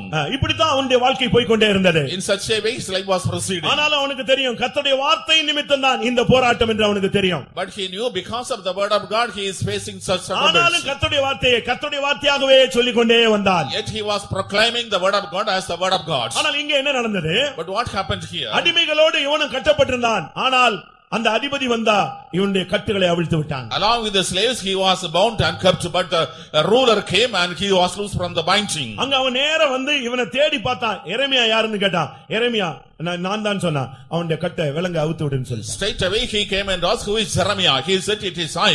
Therefore his bindings were loosed. எரேமியா 39 11 12ல நான் பார்க்கும் பொழுது அங்கே அந்த தேசத்தின் அதிபதி சொல்லி விடுறான். எரேமியான்னு ஒருத்தன் இருப்பான். அவனுக்கு எந்த பொல்லாப்பு நடந்துடக்கூடாது. அவன் தீர்க்கதரிசி, கர்த்தருடைய வார்த்தை உள்ளவன். அவனுக்கு சேதம் வரக்கூடாது. அவனை அவிழ்த்து விடுன்னு சொல்லி அனுப்பினான். In the book of Jeremiah chapter 39 verse 11 and 12, the ruler of the country is giving the message that there is a prophet called Jeremiah. No harm should come to him. Therefore his binding should be loosed. Nebuchadnezzar சொல்லிவிட்டான் தன்னுடைய படை தளபதிட்ட, நீ போ, எரேமியான்னு ஒருத்தர் இருப்பான், அவனுக்கு எந்த பொல்லாப்பு நடந்துடக்கூடாது, அவன் தேவனுடைய மனுஷன். Nebuchadnezzar has sent the word to the captain, there is a prophet by name Jeremiah, no harm should come to him. அருமையான தீர்க்கதரிசிகளே, உங்களை விடுவிக்க முடியாக கர்த்தருடைய வார்த்தை வந்து கொண்டிருக்கிறது. Beloved prophets, it not deliver you, the word of God is coming unto you. நீ செய்த தீர்க்கதரிசன ஊழியத்தின் மூலமாக உனக்கோ உன் குடும்பத்துக்கோ உன் பிள்ளைகளுக்கோ பலவிதமான போராட்டங்கள் வந்திருக்கலாம். ஆனால் இந்த மாலை தீர்க்கதரிசிகளுடைய விடுதலையின் நேரமாக இருக்கிறது. Due to the prophetical ministry that you are performing, you are facing struggles in your personal life, in the life of the wife and children, but today the word of God is coming towards you to the ஊழியத்தின் ministry. நிமித்தம் கட்டுண்டவர்களை கர்த்தர் இந்த மாலை வேளையிலே விடுவிக்க போகிறார். Those who are bound due to the ministry, Lord is going to deliver this evening. கர்த்தரை நோக்கி ஆராதித்ததினால் கட்டப்பட்டுள்ள கர்த்தர் விடுவிக்க போகிறார். If you worshipped God and bound to God is going to deliver you too. அபிஷேகத்தின் நிமித்தம் போராட்டங்களை சந்திக்கிறவர்களை கர்த்தர் விடுவிக்க போகிறார். The Lord is going to deliver those who are facing struggles due to anointing. தீர்க்கதரிசன ஊழியத்தின் மூலமாக பாதிக்கப்பட்டவர்களை கர்த்தர் இன்றைக்கு விடுவிக்க போகிறார். The Lord is going to deliver those people who are about to prophetic ministry. 105 சங்கீதம் 20 வசனத்தை பார்க்கும் பொழுது Psalm 105 verse 20, அங்கே யோசேப்பினுடைய விடுதலை அங்கே வர்ணிக்கப்பட்டிருக்கிறது. the deliverance of Joseph is described. அவனுக்கு ஒரு விடுதலை தேவைப்பட்டது. He needed a deliverance. இன்றைக்கு நம்மில் எத்தனை பேர் அப்படிப்பட்ட யோசேப்பை போல விடுதலையை வாஞ்சித்து காத்திருக்கிறோம்? How many are desiring deliverance like Joseph here? நான் திரும்பவும் வலியுறுத்தி சொல்லுகிறேன், நீ செய்கிற ஒவ்வொரு ஊழியத்துக்கும் முன்பாக ஒரு போராட்டம் உண்டு. I once again repeat, behind every ministry you are doing there is a struggle. இலங்கை சீரழிந்து போனது உங்களுக்கு தெரியும். You know the Ceylon is demolished. செல்வ செழிப்பான நாடு இன்றைக்கு அழிவை நோக்கி போனது உங்களுக்கு தெரியும். It was a prosperous country but it went to destruction. நமக்கு அதுக்கு பலவிதமான விளக்கங்களும் அறிவுகளும் நமக்கு தெரியும். We have so many explanations and illustrations regarding it. ஆனால் இந்த பிரச்சனைகளுக்கு முன்பாக Before this problem, நம்முடைய சபையில ஒரு தீர்க்கதரிசனம் வந்தது. in our church there was a prophecy. இரத்த ஆறு இந்த இலங்கை தேசத்திலே ஓடும் என்று சொல்லப்பட்டது. The blood of river will flow in the country of Ceylon. அப்பொழுது அந்த இடத்துல தீர்க்கதரிசனம் முடிஞ்ச உடனே ஒரு குரூப் வந்து சொன்னாங்களா, இப்படிலாம் தீர்க்கதரிசனம் சொல்லிட்டு இருக்க கூடாது, வெளியே போயிடுன்னு சொல்லிட்டாங்க. As soon as the prophecy was over, a group and came told, you should not prophesy like this, go out. சபையில வந்து இப்படிலாம் பேசக்கூடாது, இரத்த ஆறு ஓடும் அப்படிலாம் பேசக்கூடாதுன்றாங்க. You should not prophesy like this, river of blood will flow. வேணும்னா போய் ஜாஃபனால சொல்லுன்னு சொன்னாங்க. You go and prophesy with Japhannah. அந்த விசுவாசி அந்த தீர்க்கதரிசனத்தை எடுத்துட்டு அவர் ஜாஃபனா சர்ச்சுக்கு போனாரு. He, that believer, took the prophecy and went to Japhannah church. அங்க போன உடனே கர்த்தருடைய வார்த்தை இதே வார்த்தை வந்தது, இங்க இருந்து தான் இரத்த ஆறு தொடங்குன்னு சொல்லி. When he came, that same word of God came to him, right from here the blood of river starts. கூட்டம் முடிஞ்ச உடனே இவன் எங்க இருக்கிறான்னு இவனை விரட்ட ஆரம்பிச்சிட்டாங்க. As soon as the meeting was, they were searching to find where he is. சபையில வந்து என்ன பேச தெரியாத வார்த்தை எல்லாம் பேசுறான் தேசத்தை பத்தி. He does not know what is to utter in the church. He is speaking about the country. என்ன நடந்தது? What happened? இரத்த ஆறு ஓடினது. The river of blood flow. அதனால போராட்டங்கள் உண்டு. நீங்க கர்த்தருடைய வார்த்தை உள்ளவர்கள் அதை அடக்கி வைத்தால், நீ அடக்கி வைத்த மட்டும் உன் எலும்புகள் உலர்ந்து போய் நீ வியாதியஸ்தனாய் மாறுவாய். The struggles will be there, but you are having the word of God, you are controlling, your bones will become dry and you will be sick. இங்கே யோசேப்பு கர்த்தருடைய வார்த்தையை சொன்னான், அதனால எல்லாரும் அவனை பகைத்தார்கள். Here Joseph told the word of God, therefore everybody hated him. சூரியன் வணங்கினது, சந்திரன் வணங்கினது, நட்சத்திரங்கள் வணங்கினது. இதுதான் அவன் சொன்ன வார்த்தை. The sun worshipped me, the moon worshipped me, stars came and worshipped. These were the words. இது ஆசையில சொல்லப்பட்ட வார்த்தை அல்ல. These were not spoken in desire. கர்த்தர் சொன்னதை தான் சொன்னான். எல்லாரும் அவனை குடும்பமே பகைத்து விட்டது. The Lord revealed him, therefore he told, but the whole family hated him. கடைசியில் அவன் போன பாதை உங்களுக்கு தெரியும். கடைசியாக அவன் சிறைச்சாலையில போய் கிடந்தான். Finally, you know the path in which he was cast into prison. அவன் சொல்றான், சிறைச்சாலையில வர்ற அளவுக்கு நான் எந்த தப்புமே செய்யல. He said, I did not do any sin to come to the prison. ஆனா தன்னுடைய வாழ்க்கையிலே பரிசுத்தத்துக்காக பாவத்துக்கு எதிர்த்து போராடினேன் என்று அவன் வெளியரங்கமாக சொல்லவே இல்லை. But he did not tell openly that I was fighting against sin and I was standing for holiness. அவனுக்கு வந்த சிறைச்சாலை எதனால் தெரியுமா? பரிசுத்தத்தின் நிமித்தம் வந்தது. Why he was in prison? Because of his holiness. பாவம் வேண்டாம்னு சொன்னான். He denied it sin. பாவத்தை எதிர்த்து போராடும்படியாக தீர்மானித்தான். He decided to oppose and fight against பாவத்தை sin. விட்டு விலகி ஓட தீர்மானித்தான். He decided to flee from sin. சுகபோக வாழ்க்கையை விட்டு விலகி போக விரும்பினான். He decided to come out of comfortable life. தேவனுக்கு விரோதமாய் பாவம் செய்வது எப்படி என்று தன்னுடைய மனதுக்குள்ளேயே கேள்வி கேட்டுக்கொண்டான். He asked a question in his mind, how I can do such a sin against God. அந்த சூழ்நிலையிலும் கூட அந்த வார்த்தையை அவன் உபயோகித்தான். He used the same word in that situation. பாவத்துக்கு எதிர்த்து போராடும் பொழுது, பாவம் செய்யக்கூடாது என்று நீ தீர்மானித்து பிரதிஷ்டைகள் எடுக்கும் பொழுது உனக்கு போராட்டங்கள் உண்டு. When you are fighting against the sin, when you have consecration not to commit sin, you will face struggles. நீ ஒரு தீர்மானம் எடுங்க, ஒரு பிரதிஷ்டை பண்ணி பாருங்க, உடனே அதுக்கு போராட்டம் உண்டு. You make a consecration, make a decision, at one you will face struggles. நீ பேசவே மாட்டேன்னு சொன்னீனா அடுத்த 2 நிமிஷத்துல பேச வைக்கிற ஒரு சூழ்நிலை வரும். If you decide I will not speak, within 2 minutes a situation speak will come. ஒரு மனுஷனுக்கு பிரசங்கத்தை பண்ணாங்க, பொறுமையை குறித்து பிரசங்கம் கேட்டான். To a man listened to a sermon about patience. அவன் நல்லா ஜெபித்தான். கர்த்தாவே எனக்கு பொறுமை வேணும்னு சொல்லி ஜெபிச்சு அபிஷேகத்துல இருந்து வெளிய போனான். He prayed, well Lord, you should give me patience. God filled the spirit and went out. வெளிய போன உடனே பயங்கரமான உபத்திரம் வந்து விட்டது. As soon as he went out, he faced persecution. அவன் ஆண்டவர்ட்ட கேட்டான். He asked God, நான் கேட்டது பொறுமை, நீங்க கொடுத்துக்கிறது உபத்திரம். I asked for patience, but he gave persecution. உடனே அவர் சொன்னார், உபத்திரம் தான் பொறுமையை உண்டாக்கும் என்று வேதத்துல நான் சொல்லி இருக்கிறேன்னு சொன்னார். He said, I have written in the Bible that tribulation brings patience. நம்மில் अनेகர் ஜெயிக்கணும்னு விரும்புகிறோம், எக்ஸாம்ல பாஸ் ஆகணும்னு விரும்புறோம், ஆனா எக்ஸாம் மட்டும் நடக்கவே கூடாது. But we are desiring to pass examination, we desire no examination should be there. அப்படிதான் நம்மில் அநேகர் வஞ்சிக்கிறோம். Many of us desire so. நீ பரிசுத்தமாய் வாழ வேண்டும் என்றால் அதற்கு போராட்டம் உண்டு. நீ அதிலே எவ்வளவு தாழ்ந்து போனாலும் உன்னுடைய பிரதிஷ்டை தீர்மானங்களை நீ விட்டுவிடவே கூடாது. அதிலே நீ நின்று ஜெயிக்க வேண்டியது அவசியம். If you are to lead a holy life, definitely you will face struggles, but you should not become low and humble, and you should withstand that struggle, then you will be victorious. இவனுடைய போராட்டம் என்பது பரிசுத்த வாழ்க்கைக்காக உள்ள போராட்டம். His struggle was for the holy life. இப்போ ஒரு இடத்துல அவன் சிறைச்சாலையில இருந்து சொல்றான், என்னைய எப்படியாவது விடுதலையாக்குன்னு ஒரு மனுஷன் சொல்லி அனுப்பினான். In the prison he is telling a person, you should try to deliver me.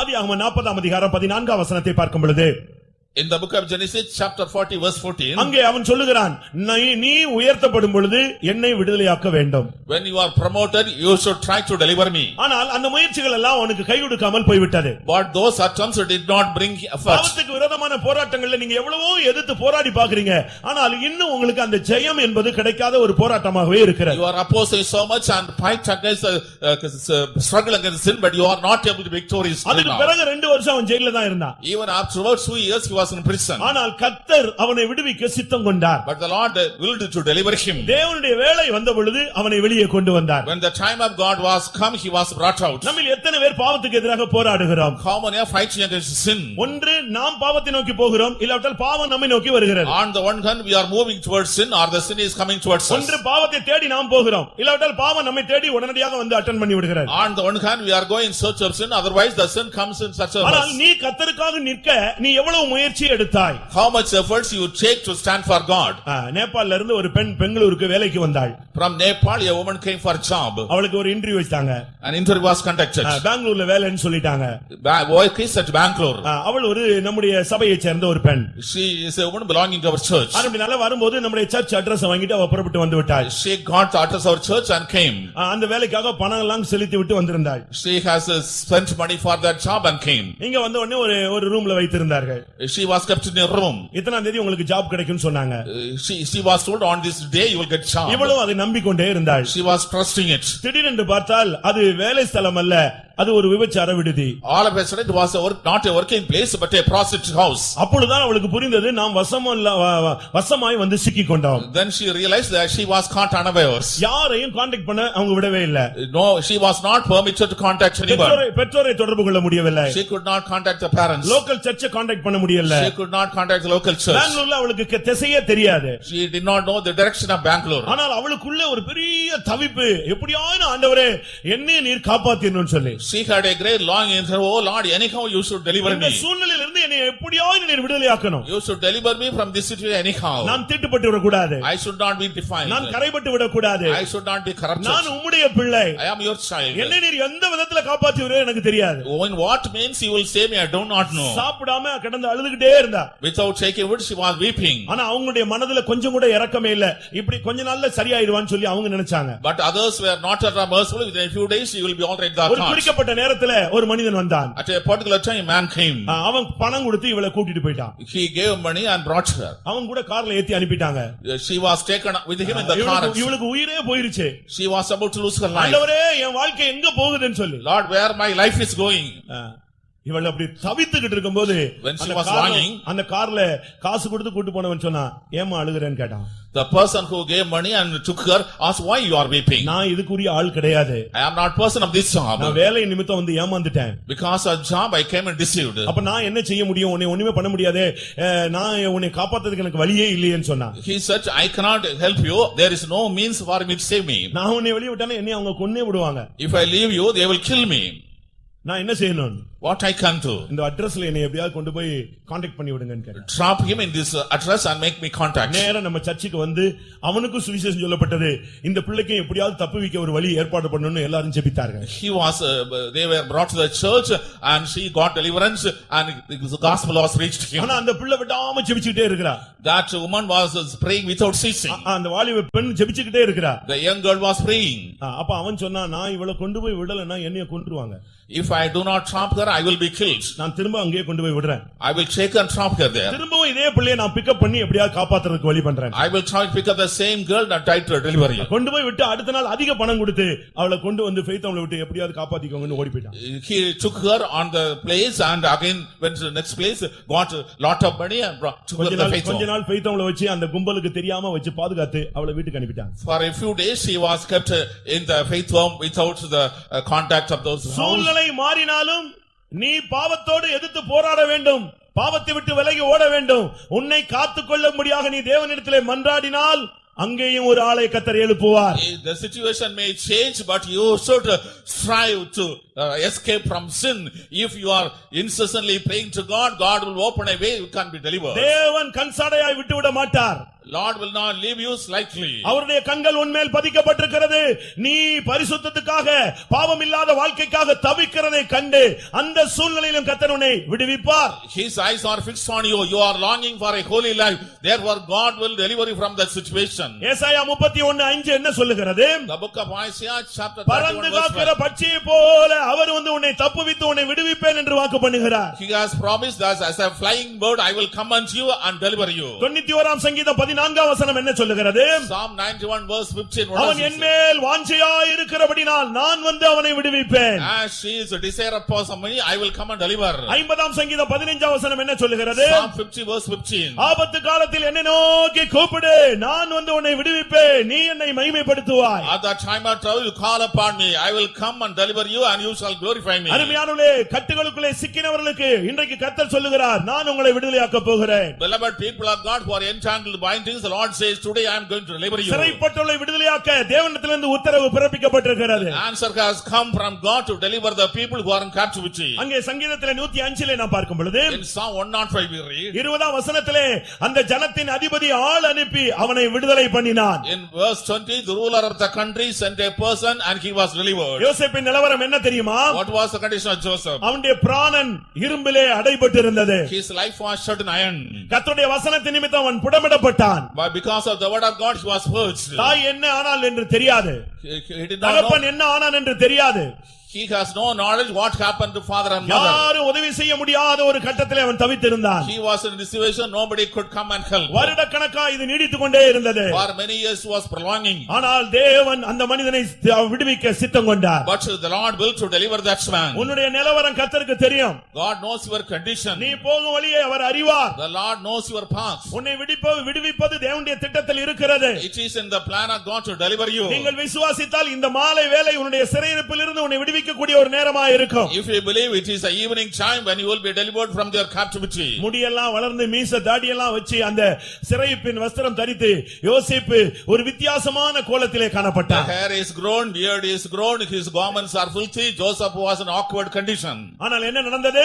But what happened? அவனுடைய வாழ்க்கை ஒரு நிமிஷத்திலே அவனுடைய முகக்கலை திரும்ப வந்தது. In a moment his life changed, the brightness of the face came. அருமையானவர்களே, உங்களில் எத்தனை பேர் இன்றைக்கு தெய்வீக வாழ்க்கைக்காக போராடி கொண்டிருக்கிறீர்கள்? How many are fighting for a divine life? கர்த்தருடைய பரிசுத்த நாமத்துக்கு மகிமை உண்டாவதாக. Praise be to the holy name. ஆவிக்குரிய தேவனுடைய ஜனங்களை விடுவிக்க அவருடைய கண்கள் பூமி எங்கும் உலாவிக் கொண்டிருக்கிறது. The eyes of the Lord are moving throughout the earth in order to deliver the people. நீதிமான்களை விடுவிக்கும்படியாக அவருடைய கண்கள் நோக்கிக் கொண்டிருக்கிறது. His eyes are looking to deliver righteous.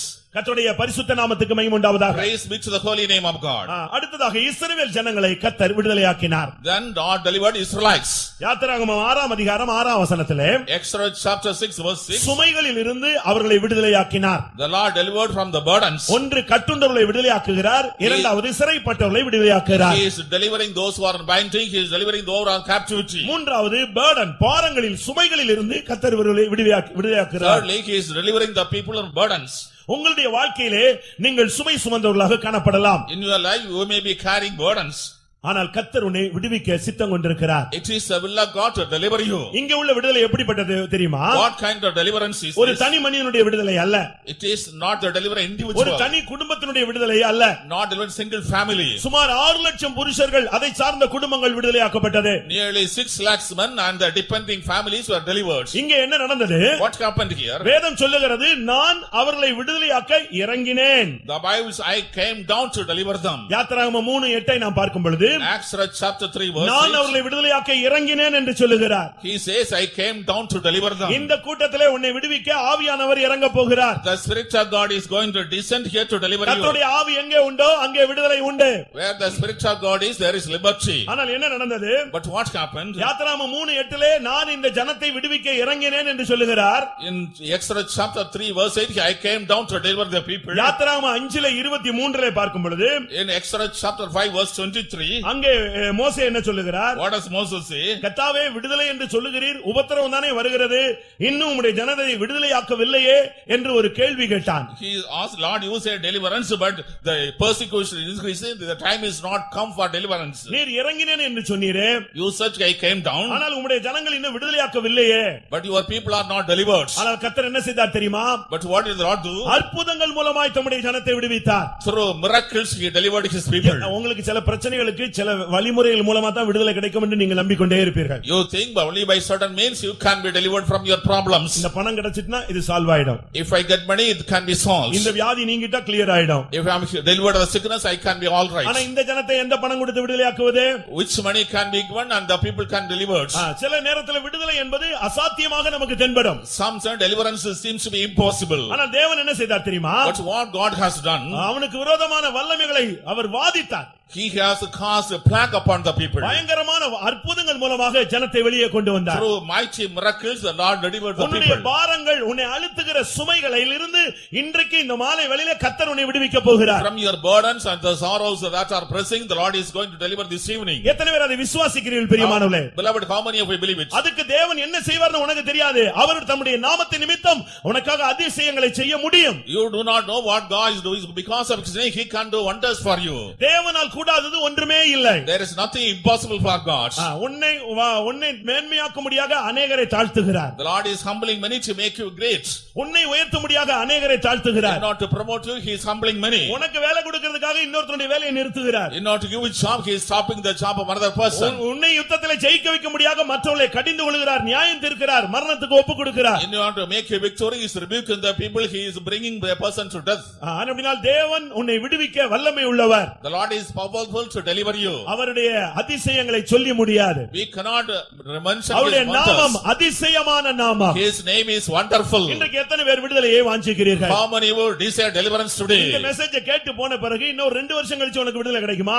After hearing this message, will you get deliverance of 2 years? அப்படி அல்ல. It is not so. ஆண்டவர் சொல்றார், தீவிரமாய் நான் அவனை விடுதலையாக்குவேன். The Lord said, hastily I will come and deliver. ஏசாயா 51:14 அவன் தீவிரமாய் அவன் விடுதலையாவான். விடுதலை என்பது உடனே நடக்கக்கூடிய ஒரு அனுபவம். In the book of Isaiah chapter 51 verse 14, I will come hastily deliver. The deliverance comes instantly. உன்னுடைய பொருள்கள் கொள்ளையாடி போய்விட்டதா? Your things are stolen. உன்னை அடிமைப்படுத்தின வல்லமை உன்னை விட சக்தி வாய்ந்தவனா? The power enslaving, is it more powerful than you? அத பத்திலாம் நீங்க கவலையப்படாதீங்க. Don't bother about it. ஏசாயா 49:25 நீங்க வாக்குத்தத்தமா எடுத்துட்டு நீங்க திரும்பி போங்க. Isaiah chapter 49 verse 20, it is your promise and you will go back. பராக்கிரமனால் கட்டப்பட்டிருந்த உன்னை கர்த்தர் விடுவிப்பார். You are bound by the mighty, but God will deliver you. அவனால் கொள்ளையாடப்பட்டதை கர்த்தர் விடுவிப்பார். You have been robbed by God, by that man you will be delivered. வாசியங்கள் அந்த ஒரு வசனத்தை வாசித்து முடிக்கலாம். Read that verse and conclude. என்றாலும் இதோ பராக்கிரமனால் சிறைப்படுத்தப்பட்டவர்களும் விடுவிக்கப்படுவார்கள், பலவந்தனால் கொள்ளையிடப்பட்டதும் விடுதலையாக்கப்படும். பாருங்க தேவனுடைய வார்த்தை. ஹல்லேலூயா. Hallelujah. உன்னை விட மேலான ஒரு வல்லமை உன்னை அடிமைப்படுத்தி வைத்திருந்தாலும் கர்த்தர் அதிலிருந்து உன்னை விடுவிக்கிறார். See, super power has captive, made you captive, yet God is going to deliver you. உன்னுடைய உலக பிரகாரமான ஆசீர்வாதங்கள் நன்மைகள் உன்னுடைய காரியங்களை ஏதாவது ஒரு வல்லமை கொள்ளையடித்து அதை கொடுக்க மாட்டேன் என்று வைத்தாலும் இன்றைக்கு அதிலிருந்து அந்த பொருட்களை கர்த்தர் விடுவிக்கிறார். If your earthly blessings and belongings were robbed and you are denied from them, God is going to deliver from them. எத்தனை பேருக்கு விடுதலை தேவை? How many deliverance? கட்டுண்டவர்கள் எத்தனை பேர் விடுதலையாக வாஞ்சிக்கிறீர்கள்? How many those are bound to want deliverance? சிறைப்பட்டவர்கள் எத்தனை பேர் விடுதலையாக வாஞ்சிக்கிறீர்கள்? How many are captive desire deliverance? இந்த வசனங்களின்படி எனக்கு விடுதலை வேண்டும் என்று சொல்லுகிறவர்கள் கண்களை மூடி முழங்கால் படியிடலாம். Those who are desire according to the word of God, close your eyes and kneel down. இன்றைக்கு ஒரு திட்டவட்டமான மகத்தான ஒரு அற்புதமான அதிசயமான செயலை கர்த்தர் தம்முடைய ஜனத்தின் மத்தியிலே வந்திருக்கிற ஜனங்கள் மத்தியிலே செய்ய அவர் வாஞ்சிக்கிறார். In the midst of the people, the Lord desiring for definite, concrete, miraculous, wonderful thing. தேவனுடைய ஜனங்கள் வரும்பொழுதெல்லாம் கர்த்தர் தம்முடைய வல்லமையை வெளிப்படுத்த அவர் ஆசைப்படுகிறார். Whenever the people of God are coming, the Lord desiring to reveal His power. நமக்கு நேரம் மிகவும் குறைவு. Very short time. அதனால எல்லாரும் கண்களை மூடி முழங்கால் படியிடுவோம். All of you close your eyes and kneel down. ஒருவேளை உங்களுக்கு கட்டுகளே இல்லையா? Perhaps due to binding. கட்டப்பட்டவர்கள் விடுதலையாக்கப்படும்படியாக அபிஷேகத்தை நிரம்புங்கள். We fill the spirit, those who are bound can be delivered. உங்களுக்கு சிறையிருப்பே இல்லையா? You know captivity. சிறைப்பட்ட குடும்பங்கள் விடுவிக்கப்படும்படியாக தேவனை நோக்கி மன்றாடுங்கள். Pray to God so that captive families may be delivered. உங்களுக்கு எந்த பேடனும் இல்லையா? பாரங்களை சுமக்கிறவர்களுக்காக ஒருவர் பாரத்தை ஒருவர் சுமந்து கிறிஸ்துவின் பிரமாணத்தை நிறைவேற்றுங்கள். Perhaps you do not have to have burdens. You pray for the burden of the others so that you can carry the burden of others and fulfill the law of God. எனக்கு கொடுத்த வாக்குத்தத்தங்கள் நிறைவேறவில்லை என்று சொல்லிக் கொண்டிருக்கிறாய். அவர் உனக்கு சொன்னதை நிறைவேற்றும் அளவும் உன்னை விட்டு விலகுவதும் இல்லை, அவர் உன்னை கைவிடுவதும் இல்லை. You are telling the promises going to be are not fulfilled. It is definite and what God has done will be fulfilled. Till then you will not leave or தயவு forsake. செய்து கர்த்தருடைய வார்த்தைக்கு கீழ்ப்படிந்து முழங்கால் படியிடுங்கள். Please obey the word of God and kneel down. தேவனுடைய வார்த்தையை நீ கீழ்ப்படியும் பொழுது கர்த்தர் உனக்கு மகத்தான காரியங்களை செய்கிறார். When you obey before the word of God, God will do majestical works in your midst. நான் மறுபடியும் ஒரு வார்த்தை சொல்லுகிறேன். I say a word again. உனக்கு வந்த போராட்டங்கள் ஒன்று சுவிசேஷத்தின் நிமித்தமாக வந்திருக்கலாம். The struggles you face because of gospel. நீ ஆராதிக்கிற அந்த ஆராதனையின் மூலமாக வந்திருக்கலாம். Because of others you are first. உன்மேல் இருக்கிற அபிஷேகத்தின் மூலமாய் வந்திருக்கலாம். Because of anointing you heard. நீ கடந்த காலங்களில் செய்த தீர்க்கதரிசன ஊழியத்தின் மூலமாய் வந்திருக்கலாம். Due to the prophetical ministry you did in the past, it came. பரிசுத்தத்துக்காக நிற்க வேண்டும் என்று நின்றபடினால் உனக்கு போராட்டங்கள் வந்திருக்கலாம். As you are standing for holiness, you face struggles. நான் பரிசுத்தமா இருந்த எனக்கு ப்ரமோஷன் தானே வரணும், எனக்கு ஏன் சிறைச்சாலை என்று கேட்கிறாய்? அதுக்கு ஒரு போராட்டம் உண்டு. ஏற்ற வேளை வரும், கர்த்தர் உன் தலையை உயர்த்துவார்.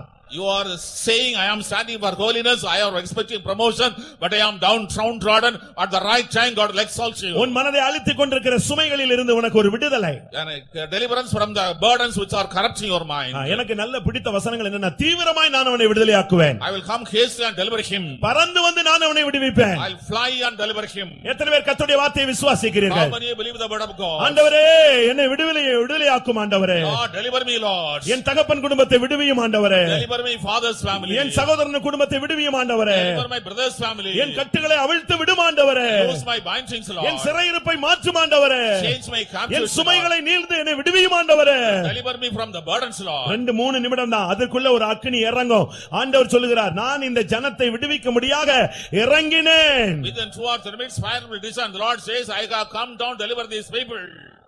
ஹல்லேலூயா. நீ தேவனுடைய பலிபீடமாக இருந்தால், If you are an altar of God, நல்ல கவனிங்க, தேவனுடைய பலிபீடமாக இருந்தால் பலிபீடத்திலே இப்பொழுது அக்கினி வந்து இறங்கும். if you are the altar of God, upon the altar fire will descend. சரியான ஒரு அபிஷேகம் இறங்க போகிறது. The right anointing will descend.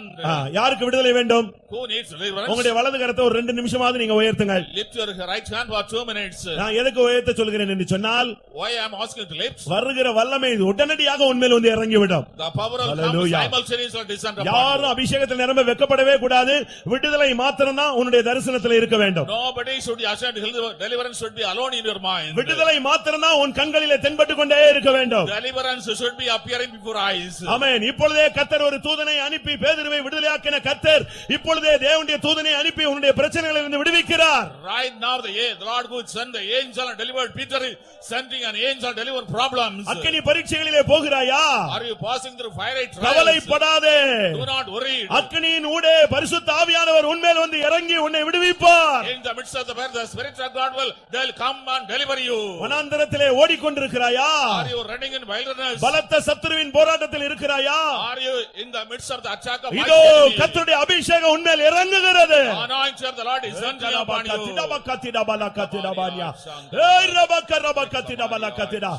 மனித சகாயங்கள் உனக்கு இல்லையா? Don't you have support of men? இதோ ஆள் அனுப்பி கர்த்தர் உனக்கு உதவி செய்து உன்னை வெளியே கொண்டு வர போகிறார். The Lord is going to come and help you and deliver you. ஒன்றுமே முடியாது என்று சொல்லுகிறாயா? You say it is not possible. இதோ நான் உனக்கு அற்புதங்களை செய்வேன். I will do miracles to you. எகிப்தில் செய்த அற்புதங்கள் உனக்கு செய்யப்படும். The miracles done in Egypt will done to you. நீ என்னுடைய அதிசயங்களை காண்பாய். You will see my marvelous works. உன்னுடைய மனதில் விடுதலை இல்லை. There is no deliverance in your mind. உன் வார்த்தையிலே விடுதலை இல்லை. No deliverance in your words. உன்னுடைய கண்களில் உனக்கு விடுதலை இல்லை. No deliverance over your eyes. இருதயத்தின் நினைவுகளில் தோற்றங்களில் உனக்கு விடுதலை இல்லை. No deliverance over the imaginary thoughts of our mind. ஆனால் இப்பொழுது நான் என் ஆவியை உன்மேல் அமர பண்ணுவேன். Now I will make my spirit rest upon you. ஒவ்வொரு அவயவங்களிலும் நான் உனக்கு ஒரு விடுதலை தர போகிறேன். I will deliverance from each member of the body. ஆமென். நான் ஒன்று சொல்லுகிறேன். I tell you a thing. இஸ்ரவேல் ஜனங்களை குறித்து கர்த்தர் சொன்னார். Regarding the Lord spoke. நான் உன்னை சுத்திகரிக்க விரும்பினேன். I wanted to sanctify you. ஆனால் நீ என்னிடத்தில் ஒப்புக் கொடுக்கவில்லை. But you did not surrender to me. ஆனபடியால் இனிமேல் ஒருபோது நீ சுத்திகரிக்கப்பட மாட்டாய் என்று சொன்னார். Therefore you cannot be sanctified anymore. இன்னைக்கு நான் அதே வார்த்தையை ஆவியானவர் சொல்றதனால நான் சொல்றேன். இன்றைக்கு நான் உன்னை விடுவிக்க விரும்புகிறேன். நீ இன்னைக்கு விடுவிக்கலனா விடுவிக்கப்படுவது சாத்தியமில்லை.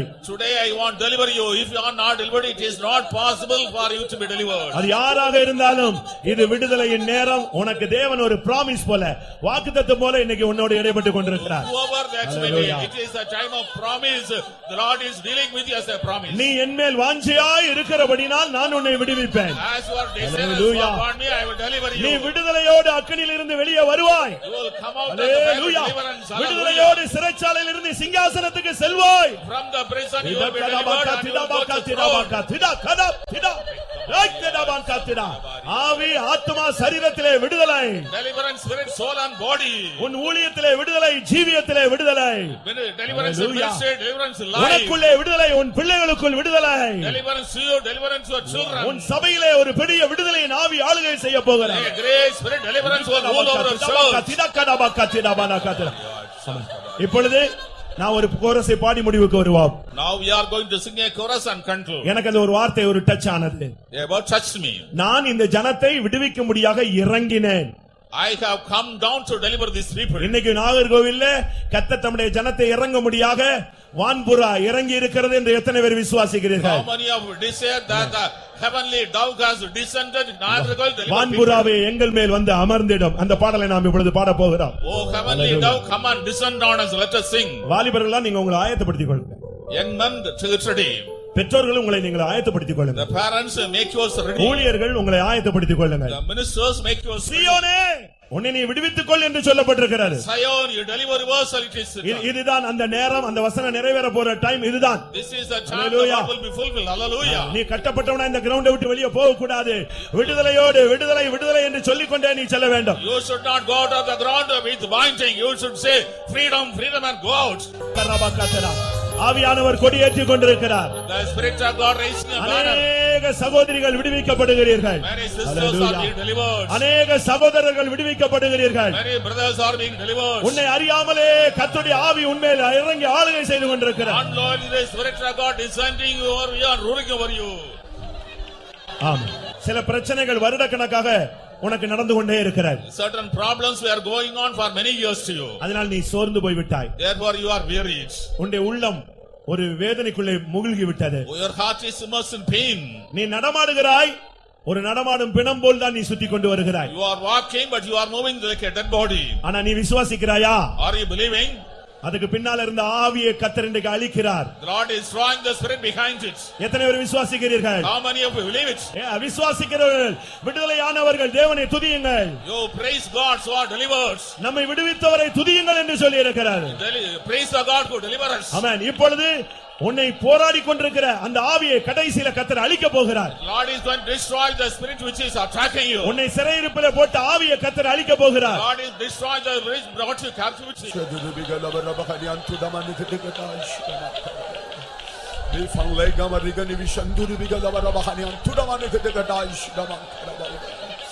Hallelujah, hallelujah, hallelujah, hallelujah.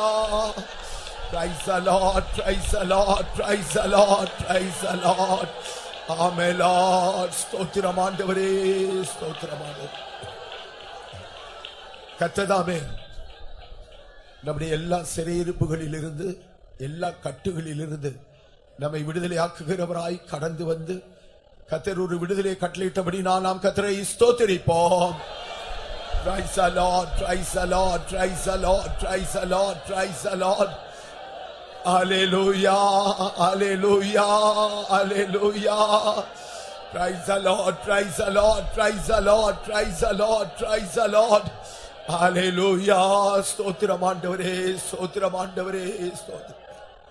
கர்த்தருக்காக எழும்பி ஊழியம் செய்யும் போதும் சரி, கர்த்தருக்காக ஜீவிக்கும்படியாய் பரிபூர்ணமாய் நம்மை ஒப்புக் கொடுக்கும் போதும் சரி, ஆண்டவரை ஆவியோடு உண்மையோடும் தொழுது கொள்ளும் போதும் சரி, எல்லா சந்தர்ப்பங்களிலேயும் கர்த்தருக்காக நான் நம்மை ஒப்புக் கொடுத்து ஜீவிக்கும் போது, தேவனுடைய அபிஷேகத்தினால் நிரப்பப்பட்டவர்களாய் நாம் ஜீவிக்கும் போது, சத்துரு நிச்சயமாய் நமக்கு விரோதமாய் எழும்பி வருவான்.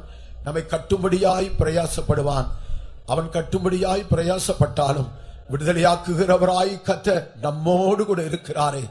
அவர் பறந்து காக்கும் பட்சியை போல கடந்து வந்து விரைந்து வந்து நம்மை விடுதலையாக்குகிறவராய், நம்மை தன்னை கரம் பிடித்து தூக்கி எடுக்கிறவராய் அவர் நமக்கு இருக்கிறபடியினால் நாம் கர்த்தரை ஸ்தோத்திரிப்போம். Praise the Lord, praise the Lord, praise the Lord, praise the Lord. Hallelujah, hallelujah, hallelujah, hallelujah, hallelujah, hallelujah, hallelujah. யாத்திராகம் 3ஆம் அதிகாரம் 7-8 வசனங்கள் எனக்கு மிகவும் பிடித்த வசனங்களில் ஒன்று. அதுவும் நாம் அதிலே வாசிக்கும் போது, கர்த்தர் எகிப்தில் இருக்கிற இந்த ஜனத்தின் உபத்திரவத்தை நான் பார்த்து ஆலோட்டிகளின் நிமித்தம் அவர் இடுகிற கூக்குரலை கேட்டேன். அவர்கள் படுகிற வேதனைகளை நான் அறிந்திருக்கிறேன். நமக்குண்டாயிருக்கிற கட்டுகள், நமக்குண்டாயிருக்கிற உபத்திரவங்கள், நமக்குண்டாயிருக்கிற வேதனைகள், துக்கங்கள், பாரங்கள் எல்லாவற்றையும் கர்த்தர் அறிந்திருக்கிறார். நாம் நெருக்கப்படும் போது நம்மோடு கூட சேர்ந்து அவர் கூட நெருக்கப்படுகிறவராய் இருக்கிறார் என்று நாம் வேதத்திலே வாசிக்கிறோமே. உன்னுடைய கண்ணீரை அவர் கண்டார், உன்னுடைய வேதனைகளை அவர் அறிந்திருக்கிறார், உன்னுடைய இருதயத்தின் பெரும் மூச்சுகளை அவர் அறிவார். அவர் அறிகிறது மாத்திரமல்ல, அறிந்திருக்கிறேன் என்று 7ஆம் வசனத்தில் அவர் சொல்லுகிறது மாத்திரமல்ல, 8ஆம் வசனத்தில் நாம் வாசிக்கும் போது, அவர்களை உபத்திரப்படுத்துகிற வேதனைப்படுத்துகிற கட்டி வைத்திருக்கிற அந்த எகிப்தியரின் கைக்கு விடுதலையாக்கும்படியாய் நான் இறங்கினேன் என்று சொன்னது மாத்திரமல்ல, நம்மை விடுதலையாக்கும்படியாய் கர்த்தர் இறங்குகிறது மாத்திரமல்ல, கர்த்தர் தொடர்ந்து சொல்லுகிறார், பாலும் தேனும் ஓடுகிற நலமும் விசாலமான தேசத்தில் கொண்டு போய் சேர்க்கவும் நான் இறங்கினேன் என்று சொல்லுகிறார். நம்மை விடுதலையாக்குகிறது மாத்திரமல்ல, பாலும் தேனும் ஓடுகிற நலமும் விசாலமான தேசத்திலே கொண்டு போய் சேர்ப்பது அவருடைய சித்தமாக நோக்கமாக இருக்கிறது. கர்த்தர் நம்மை இந்த மாலை வேளையில் ஒன்று கூட இருக்கிற கட்டுகள், பாரங்கள், வேதனைகள், உபத்திரவங்கள் எல்லாவற்றிலும் இருந்து கடந்து போன எல்லா அக்கினிமயமான அந்த பாதைகளில் இருந்து விடுதலையாக்கினது மாத்திரம் அல்ல, பாலும் தேனு ஓடுகிற நலம் விசாலமான தேசத்திலே கொண்டு போய் சேர்க்கும்படியாகவும் அவர் நமக்காக கிரியை செய்யும்படியாய் கடந்து வந்திருக்கிறார். நீ துக்கத்தையும் வேதனையும் கண்ணீரையும் கண்ட நாட்களுக்கு பதிலாக சந்தோஷத்தினாலும் சமாதானத்தினாலும் இளைப்பாறுதலினாலும் அவர் உன்னை நிரப்புவேன் என்று சொல்லுகிறார்.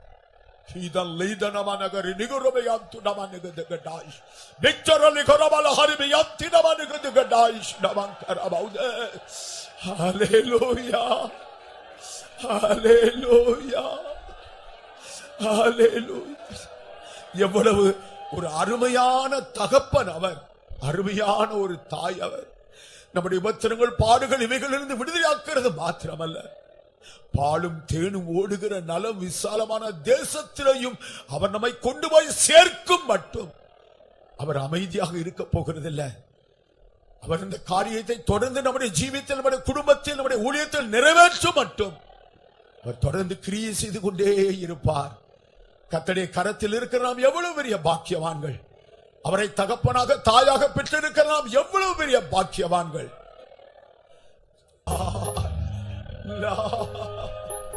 இந்த தெய்வமே, இந்த தகப்பனே, மக்கு ஸ்தோத்திரம் ஆண்டவரே. ஒருபோதும் சந்தேகப்பட வேண்டாம், பயப்பட வேண்டாம். நம்முடைய பரம தகப்பன் நம்மோடு கூட பேசினது போல நம்மை விடுதலையாக்குகிறார். அது மாத்திரம் அல்ல, பாலும் தேனும் ஓடுகிற நல்ல விசாலமான தேசத்தை கர்த்தர் உனக்காக வைத்திருக்கிறார். இம்மையிலேயும் மறுமையிலேயும் கர்த்தர் தம்முடைய சமாதானத்தையும் இளைப்பாறுதலையும் கர்த்தர் தந்து அனுதினமும் தாங்கி வழி நடத்துவார். உன்னுடைய விண்ணப்பங்கள், வேண்டுதல்கள் யாவும் கர்த்தருடைய சமூகத்தில் அது வந்து எட்டி இருக்கிறது மாத்திரமல்ல, அதற்கான பதிலையும் கூட கர்த்தர் உனக்காக அனுப்பிவிட்டார்.